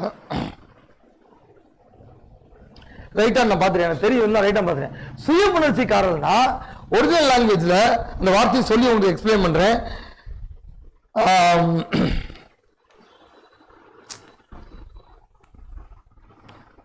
மேலகாஸ் அப்படின்னா என்ன அர்த்தம்னா, those who are morally weak, ஆன்மீக ரீதியாக பலவீனமாய் இருக்கக்கூடியவர்கள் அப்படின்னா என்ன அர்த்தம்? those who do not have a moral backbone to stand for what is holy. இன்னைக்கு திருச்சபையில தான் நிறைய இருக்கு.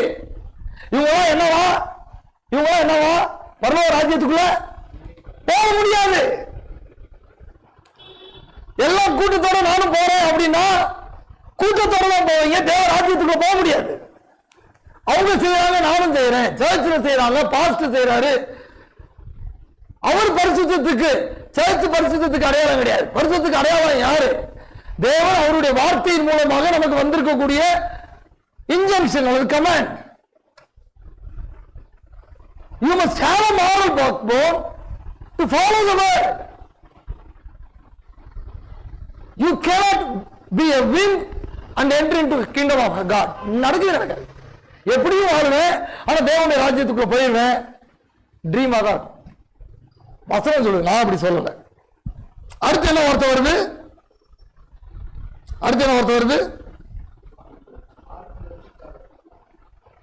ஆண் புணர்ச்சிக்காரர்கள், அது நமக்கு செல்ஃப் எக்ஸ்பிளனேஷன், ஹோமோசெக்சுவல், சரிங்களா? ஓர் இனச்சேர். அடுத்து போங்க, அடுத்த வசனத்துல அடுத்து போங்க. திருடு, அது என்னன்னு தெரியும். அடுத்து பொருளாசைக்காரர். பொருளாசைக்காரர் என்னது? ஆக்சுவலா இருங்க, நான் உங்களுக்கு இன்னொரு வார்த்தை சொல்றேன். ஒரே ஒரு செகண்ட் எனக்கு கொடுங்க.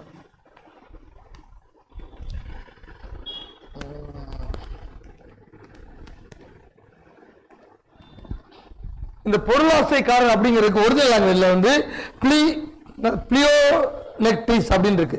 அதுக்கு மீனிங் என்ன சொல்றாங்கன்னா, நம்ம பொருளாசைனா பொருள் ஆசை அப்படின்னு நம்ம நினைக்கிறோம். ஆனா ஒரிஜினல் இன்டென்ட் என்ன சொல்றதுன்னா டிசைர் ஃபார் மோர் இருக்கு, ஆனா இன்னும் வேணும்னு நினைக்கிறோம். எனக்கு தெரிஞ்சுங்க, இந்த டிசைர் ஒரே ஒரு இடத்துல தான் ரைட்டா இருக்க முடியும். எதுன்னு நினைக்கிறீங்க? நான் பரிசுத்தமா இன்னும் இருக்கணும் அப்படின்னு நினைக்கிறேன் பாருங்க. அந்த டிசைர் நிறைய இருந்தா அதுதான் பாசிட்டிவ், அதுதான் நல்லது. மிச்சம் எல்லாமே தேவைக்கு மேல எனக்கு இன்னும் வேணும்னு நான் சேர்க்கிறேன். பார்த்தீங்களா, இந்த ஜெனரேஷன்ல இருக்கக்கூடிய ஒரு பெரிய பிளேக் இது. பார்க்கிறோம், ஸ்மார்ட் போன்ல பார்க்கிறோம், நல்லா இருக்கு, கிளிக் பண்ணி வாங்கிடுறோம். நிறைய நேரம் யூஸ் கூட பண்ண மாட்டோம். டிசைர் ஃபார் மோர்.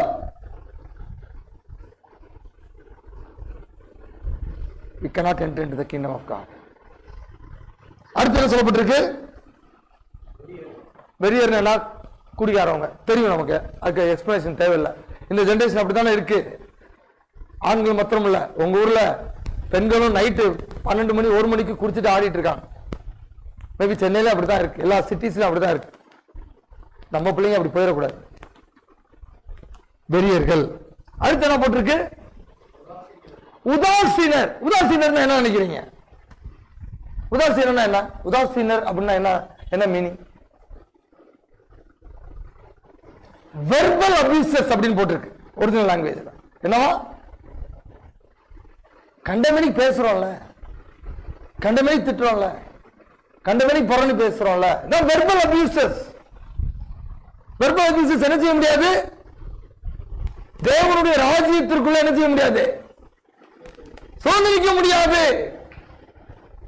எப்படியும் பேசிடுவேன், பரலோக ராஜ்யத்துக்கு போயிடுவேன், முடியாதுங்க. மத்திய 12:36 வசனம் நினைக்கிறேன், எல்லாம் தெரிஞ்ச வசனம். நான் பேசக்கூடிய ஒவ்வொரு வீணான வார்த்தையை குறித்து என்ன செய்யணும்? கணக்கு கொடுக்க வேண்டும். கணக்கு கொடுக்க வேண்டும். அடுத்து என்ன போகப்பட்டிருக்கு? கொள்ளைக்காரரும். கொள்ளைக்காரன் என்ன தெரியுமா? கிட்டத்தட்ட அதுவும் பொருளாசையும் ஒரே மீனிங் தான்.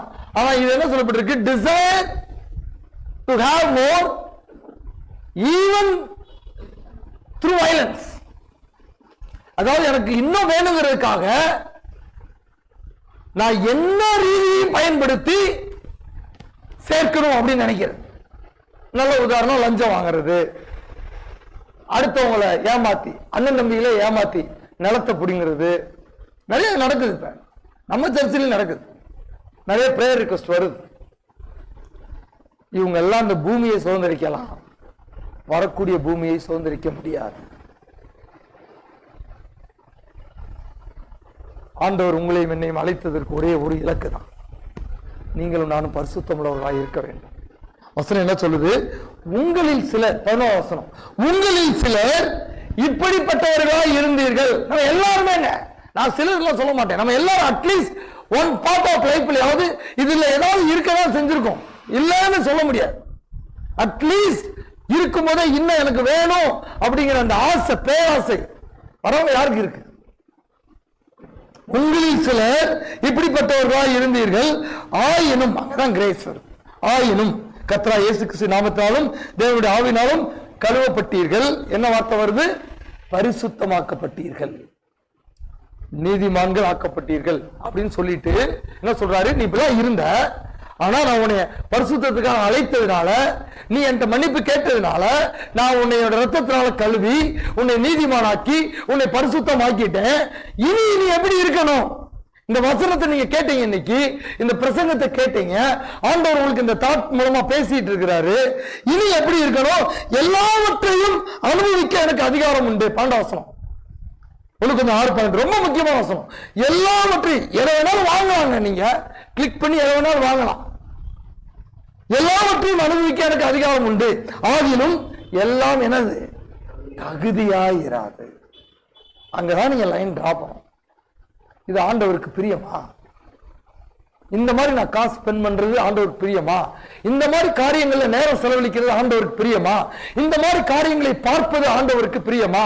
இந்த மாதிரி இன்னொருத்தரை பத்தி தவறா பேசுறது ஆண்டவருக்கு பிரியமா? எல்லாவற்றையும் அனுபவிக்க எனக்கு அதிகாரம் உண்டு, ஆகிலும் எல்லாம் தகுதி. எல்லாவற்றையும் எனக்கு அதிகாரம் உண்டு, ஆகிலும் நான் ஒன்றுக்கும் என்ன செய்ய மாட்டேன், அடிமைப்பட மாட்டேன். This generation is enslaved in many things, particularly shopping. We are enslaved. அடிமையா இருக்கிறோம். அதை வாங்கணும், இதை வாங்கணும். ஆண்டவர் நம்மோடு பேசுகிறார். அவருடைய ராஜ்யம் கட்டப்பட வேண்டி இருக்கிறது. எவ்வளவு ஜனங்கள் ஆண்டவரை அறியாம இருக்கிறாங்க. But we want to spend all our time in entertainment and leisurely activities. We want to spend all our money to gratify our own selves, and we justify it. ஆண்டவர் நம்மோடு பேச வேண்டும்.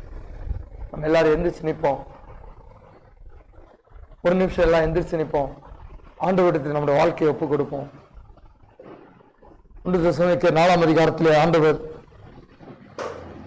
நீங்கள் பரிசுத்தமுள்ளவர்களாய் இருக்க வேண்டும் என்பதே தேவனுடைய சித்தமாய் இருக்கிறது என்று ஆண்டவர் நமக்கு ஒரு பெரிய ஸ்டேட்மெண்ட் கொடுக்கிறார்.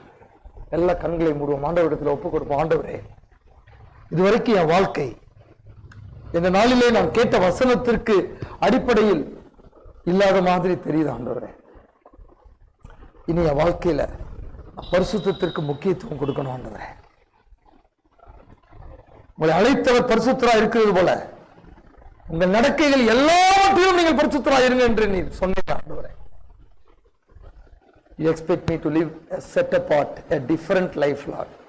Yet I am living a life which is common, Lord. ஒரு தனித்த ஒரு யூனிக் லைஃப் வாழணும்னு நீங்க விரும்புறீங்க ஆண்டவரே. ஆனா என்னுடைய வாழ்க்கை உலகத்தோடு ஒத்தி போய் கொண்டிருக்கிறதப்பா. என் வாழ்க்கையை தொடுங்க ஆண்டவரே, என் வாழ்க்கையை மாற்றுங்க ஆண்டவரே. நீ வரக்கூடிய நாட்களில் உடைய வேதத்தை நான் வாசிக்கும் பொழுது இது என்னை எப்படி பரிசுத்தப்படுத்தும், இதுல எனக்கு என்ன அண்டர்லைங் பிரின்சிபல்ஸ் ஆண்டவர் இடத்திலே ஹோலினஸ்க்கு எதிர்பார்க்கிறார் என்கிற அந்த அடிப்படையிலே நான் வேதத்தை வாசித்து என் வாழ்க்கையின் முறையை நான் மாற்றிக்கொள்வேன் என்று சொல்லி ஆண்டவரத்தை தீர்மானம் எடுப்பீங்களா? எத்தனை பேர் தீர்மானம் எடுப்பீங்க? ஆண்டவரே, நான் இனிமேல் பரிசுத்தத்திற்கு முக்கியத்துவம் கொடுத்து வாழ்க்கை வாழப் போகிறேன். ஆண்டவரே, எப்படியும் வாழலாம் என்று வாழ்ந்த வாழ்க்கை இன்றோடு முடிவுக்கு வரட்டும். ஆண்டவரே, எத்தனை பேர் நம்ம தீர்மானம் எடுப்போம்? எல்லா கண்களும் மூடப்படட்டும். ஆண்டவரத்தை நம்ம ஒப்பு கொடுப்போம். ஆண்டவரே, நான் இனிமே பரிசுத்தமாகும். நீ கை தூக்குங்க நான் சொல்ல, உங்க இருதயத்திலே நீங்க ஒரு தீர்மானம் எடுங்க. உங்க இருதயத்துல கை தூக்கி, நான் இனிமே பரிசுத்தமா வாழ. உலக தோற்றம் முதற்கொண்டு புதிய எருசலேம் வருகிற வரை தேவ பிள்ளைகளுக்கு, தேவனால் தெரிந்து கொள்ளப்பட்ட தேவ ஜனங்களுக்கு, உடன்படிக்கையின் பிள்ளைகளுக்கு தேவனுடைய திட்டம் ஒன்றே ஒன்றுதான். அவருடைய சித்தம் நீங்கள் நான் பரிசுத்தமாக இருக்க வேண்டும் என்று. ஆண்டவரே, யார் யாரெல்லாம் தீர்மானம் எடுத்தார்களோ ஒவ்வொருடைய வாழ்க்கையிலும் இந்த நாளிலிருந்து பரிசுத்த தேவன், பரிசுத்தத்தை பிள்ளைகள் வாஞ்சிப்பதற்கு ஆவியானவரை கொண்டு தூண்டுதல் செய்து கொண்டே இருங்கப்பா. நாங்கள் எல்லாரும் ஒவ்வொரு நாள் வெளிப்படுத்த 22 வாசிக்கிறது போல பரிசுத்தத்தின் மேல் பரிசுத்தமாய் வாழ்ந்து நம்முடைய நித்திய ராஜ்யத்தை சுதந்திரித்துக் கொள்வதற்கு எங்களுக்கு கிருபை செய்யும். இயேசுவின் நாமத்தில் பிதாவே, ஆமென்.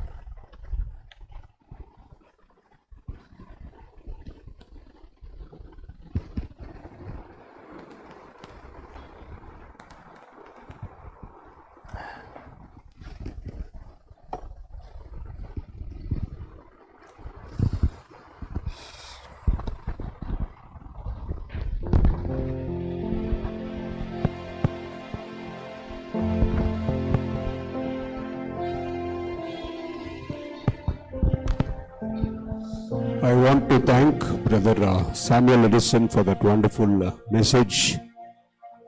Let's take time to be holy, because this is the desire of God, that we will be holy and live with Him forever. Hymn number 112 will be our closing song. Let's all stand up and sing hymn number 112 from SD Hymnal, song number 500. Song number 500 from SD Hymnal.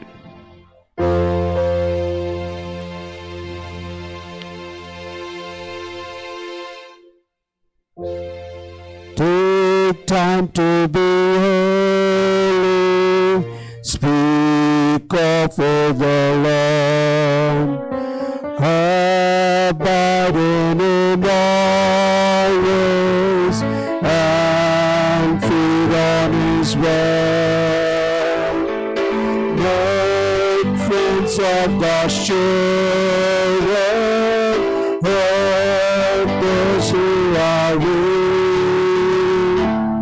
Fettering is nothing, His blessing to see.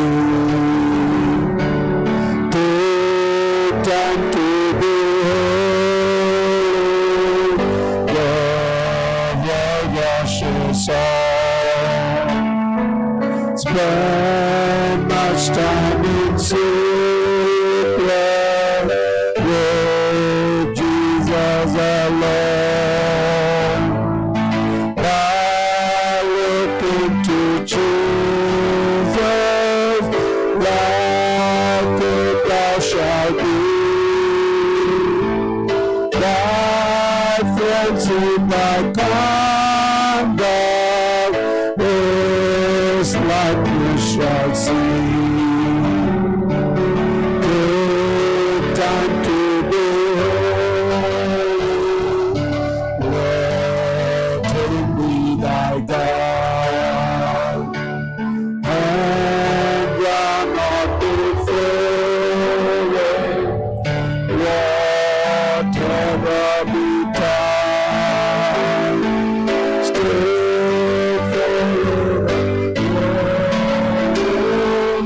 Still follow thy Lord, and look into Jesus, still trust in His word. Take time to behold, thou in thy soul. Who's that bandage broken, with His control? Thus led by the Spirit, deep fountains of life, thou shalt be fitted for service above.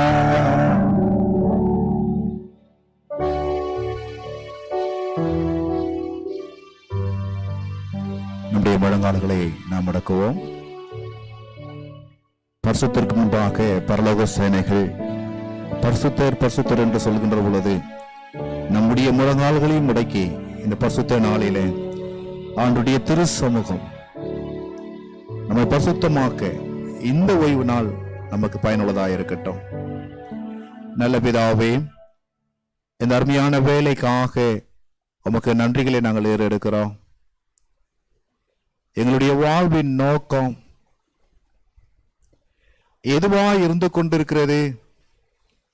நீர் எதற்காக எங்களை பிரித்தெடுத்தீர்? நாங்கள் எப்படி வாழ்ந்து கொண்டிருக்கிறோம் என்று சொல்லி எங்களுடைய உள்ள நிலைமையை இந்த நாளிலே உங்களுடைய ஊழியக்காரனை கொண்டு எடுத்து காண்பித்ததற்காக நன்றி செலுத்துகிறோம்ப்பா. இந்த உலகத்தை நோக்கியே ஓடிக்கொண்டிருக்கிற நாங்கள் உம்முடைய திரு சமூகத்தை நோக்கி ஓடி வருவதற்கு நீங்க கொடுத்த பாக்கியத்திற்காக நன்றி செலுத்துகிறோம். நாங்கள் சேர்த்தது போதும், நாங்கள் சீர்கெட்டது போதும். எங்களை சீர்படுத்த உம்முடைய பாதத்திலே விழுந்து கிடக்கிறோம் ஐயா. எங்கள் ஒவ்வொருவரையும் ஏற்றுக்கொள்ளுங்கப்பா. மண்டியிட்டு காத்திருக்கிறோம். எங்களுடைய வாழ்நாள் ஒவ்வொரு நிமிடமும் பரிசுத்தர் பரிசுத்தர் என்கின்ற அந்த நினைப்பு எங்களுக்குள்ளாக உம்மை துதித்து போற்றி எங்களை பரிசுத்தமாக்க ஒப்பு கொடுக்க எங்களுக்கு கிருபை தாருங்கப்பா. செய்தியை கொண்டு வந்த அருமையான மகனை அன்பு கரங்களை ஒப்பு கொடுக்கிறோம். அடைய வாழ்க்கை துணையை கரங்களை ஒப்பு கொடுக்கிறோம். அடைய பிள்ளைகளை கரங்களை ஒப்பு கொடுக்கிறோம். ஊழியத்திற்கு என்று சொல்லி ஆண்டவருக்கு தன்னை ஒப்பு கொடுத்திருக்கிற நம்முடைய மகன் அநேக உள்ளங்களை இந்த பரிசுத்தத்திற்குள்ளாக அழைத்து செல்வதற்கு உங்களுடைய மகனை பலப்படுத்துங்க, எடுத்து பயன்படுத்துங்க. தேவைகள் எல்லாம் சந்தித்து வழி நடத்துங்க. எங்கள் அனைவரையும் மீண்டும் ஒரு விஷயமுடைய கரங்கள் ஒப்பு கொடுக்கிறோம். எல்லாவற்றையும் பெற்றிருக்கிற நாங்கள் பரிசுத்தத்தை பெற்றுக்கொள்வதற்கு என்ன செய்து கொண்டிருக்கிறோம் என்ற சிந்தை மாத்திரம் எங்களுக்குள்ளாக கிரியை செய்யட்டும். எங்களை ஒப்பு கொடுக்கிறோம். சுகவீனமாய் பலனமா இருக்கிற ஒவ்வொரு பிள்ளைகளுக்காக நாங்கள் செபிக்கிறோம். விசேஷமாய் நந்தகுமார் அவர்களுக்காக செபிக்கிறோம்ப்பா. என் தகப்பன் தொடுங்கப்பா. உடைய மகன் மூலமாக நாங்கள் கேள்விப்பட்டோம், ஜெபங்களிலே வித்தியாசம் உண்டு ஆண்டவரே, அதுக்கு கிடைக்கிற பதில்களிலே வித்தியாசம் உண்டு. எங்கள் தகப்பன் கிருபை புரியும்படியா ஆட்சேபிக்கிறப்பா. அந்த மகனை தொட்டு சுகப்படுத்துங்க, பலப்படுத்துங்கப்பா. செல்ல முத்துக்காய் நாங்கள் சேபிக்கிறோம்ப்பா. நம்முடைய மகனுடைய கால்களை பலப்படுத்தி நம்முடைய ஆலயத்திற்கு நேராய் வருவதற்கு அவருடைய காயங்களை ஆற்றி அவருடைய இயலாமையிலே ஆண்டவருடைய இறக்கங்கள் கொடுக்கும்படியாய் நாங்கள் செபிக்கிறோம். நம்முடைய மகனை பரிசுத்தப்படுத்தி எடுத்து பயன்படுத்தும்படியாய் செபிக்கிறோம். ஐயா பாஸ்கர் அவர்களுக்கு ஆட்சேபிக்கிறோம். ஆண்டவரே சுக பலன் ஜீவனை கட்டளையிடுங்க. நிவேதாவுக்காக செபிக்கிறோம், பலப்படுத்துங்க, வழி நடத்துங்க. உம்முடைய இறக்கங்கள் சேர்ந்து வரட்டும். உம்முடைய கிருபை அவர்களோடு கூட இருக்கட்டும். கரோலின் அவர்களுக்காக செபிக்கிறோம், சுகத்தை கொடுங்க. என்ன இப்படிப்பட்ட பிள்ளைகள் எத்தனையோ பிள்ளைகள் இருக்கிறார்கள் ஆண்டவரே, இயலாமல் பரிசுத்தத்திலே போராடி கொண்டிருக்கிறார்கள் ஐயா. ஆண்டவரே அவர்கள் சரீர பிரகாரமாய் போராடுகின்ற பொழுது ஆண்டவரே விசுவாச பிள்ளைகளாகிய நாங்கள் ஆவிக்குரிய ரீதியில போராடி கொண்டு இருக்கிறோம். இந்த பரிசுத்தத்தை பெறுவதற்கு நாங்கள் போராடி கொண்டு இருக்கிறோம். ஆண்டவரே எங்களுடைய போராட்டத்திற்கு பதிலாய் எங்களை முழுவதுமாய் உடைய பாதத்திலே விழுவதற்கு எங்களுக்கு கிருபை புரியுங்க ஐயா. எங்க சிந்தை நீரா இருக்கட்டும், எங்களுடைய எண்ணம் நீரா இருக்கட்டும், எங்களுடைய செயல் நீரா இருக்கட்டும். இந்த பிரித்தெடுத்திருக்கிற இந்த பிரிவு உம்மோடு கூட ஐக்கியமாகட்டும். ஏசு கிறிஸ்துவின் மூலம் கேட்கிறோம் பிதாவே, ஆமென். என் ஆத்துமாவே கர்த்தரை ஸ்தோத்திரி, என் முழு உள்ளமே பரிசுத்த நாமத்தை ஸ்தோத்திரி. ஆத்துமாவே கர்த்தரை ஸ்தோத்திரி, கர்த்தர் செய்த சகல பாவங்கள் மறவாதே, ஆமென். நம்முடைய கர்த்தராகிய இயேசு கிறிஸ்துவினுடைய கிருபையும் நம்முடைய பிதாவாகிய தேவனுடைய அன்பும் பரிசுத்த ஆவியினுடைய ஐக்கியமும் சந்தோஷமும் சமாதானமும் பரிசுத்தமும் நாம் அனைவரோடு கூட தேவனுடைய செய்தியை கொண்டு வந்த தேவனுடைய மகனோடு அவருடைய குடும்பத்தோடும் என்ன இப்படிப்பட்ட ஊழியர்கள் அநேகர் எழும்புவதற்கு அவர்களோடும் இருந்து பாதுகாத்து சுகவீனமாக இருக்கிற பிள்ளைகளுக்கு உயிர் கொடுத்து விசுவாசத்தை பலப்படுத்தி வழி நடத்துவதாக, ஆமென்.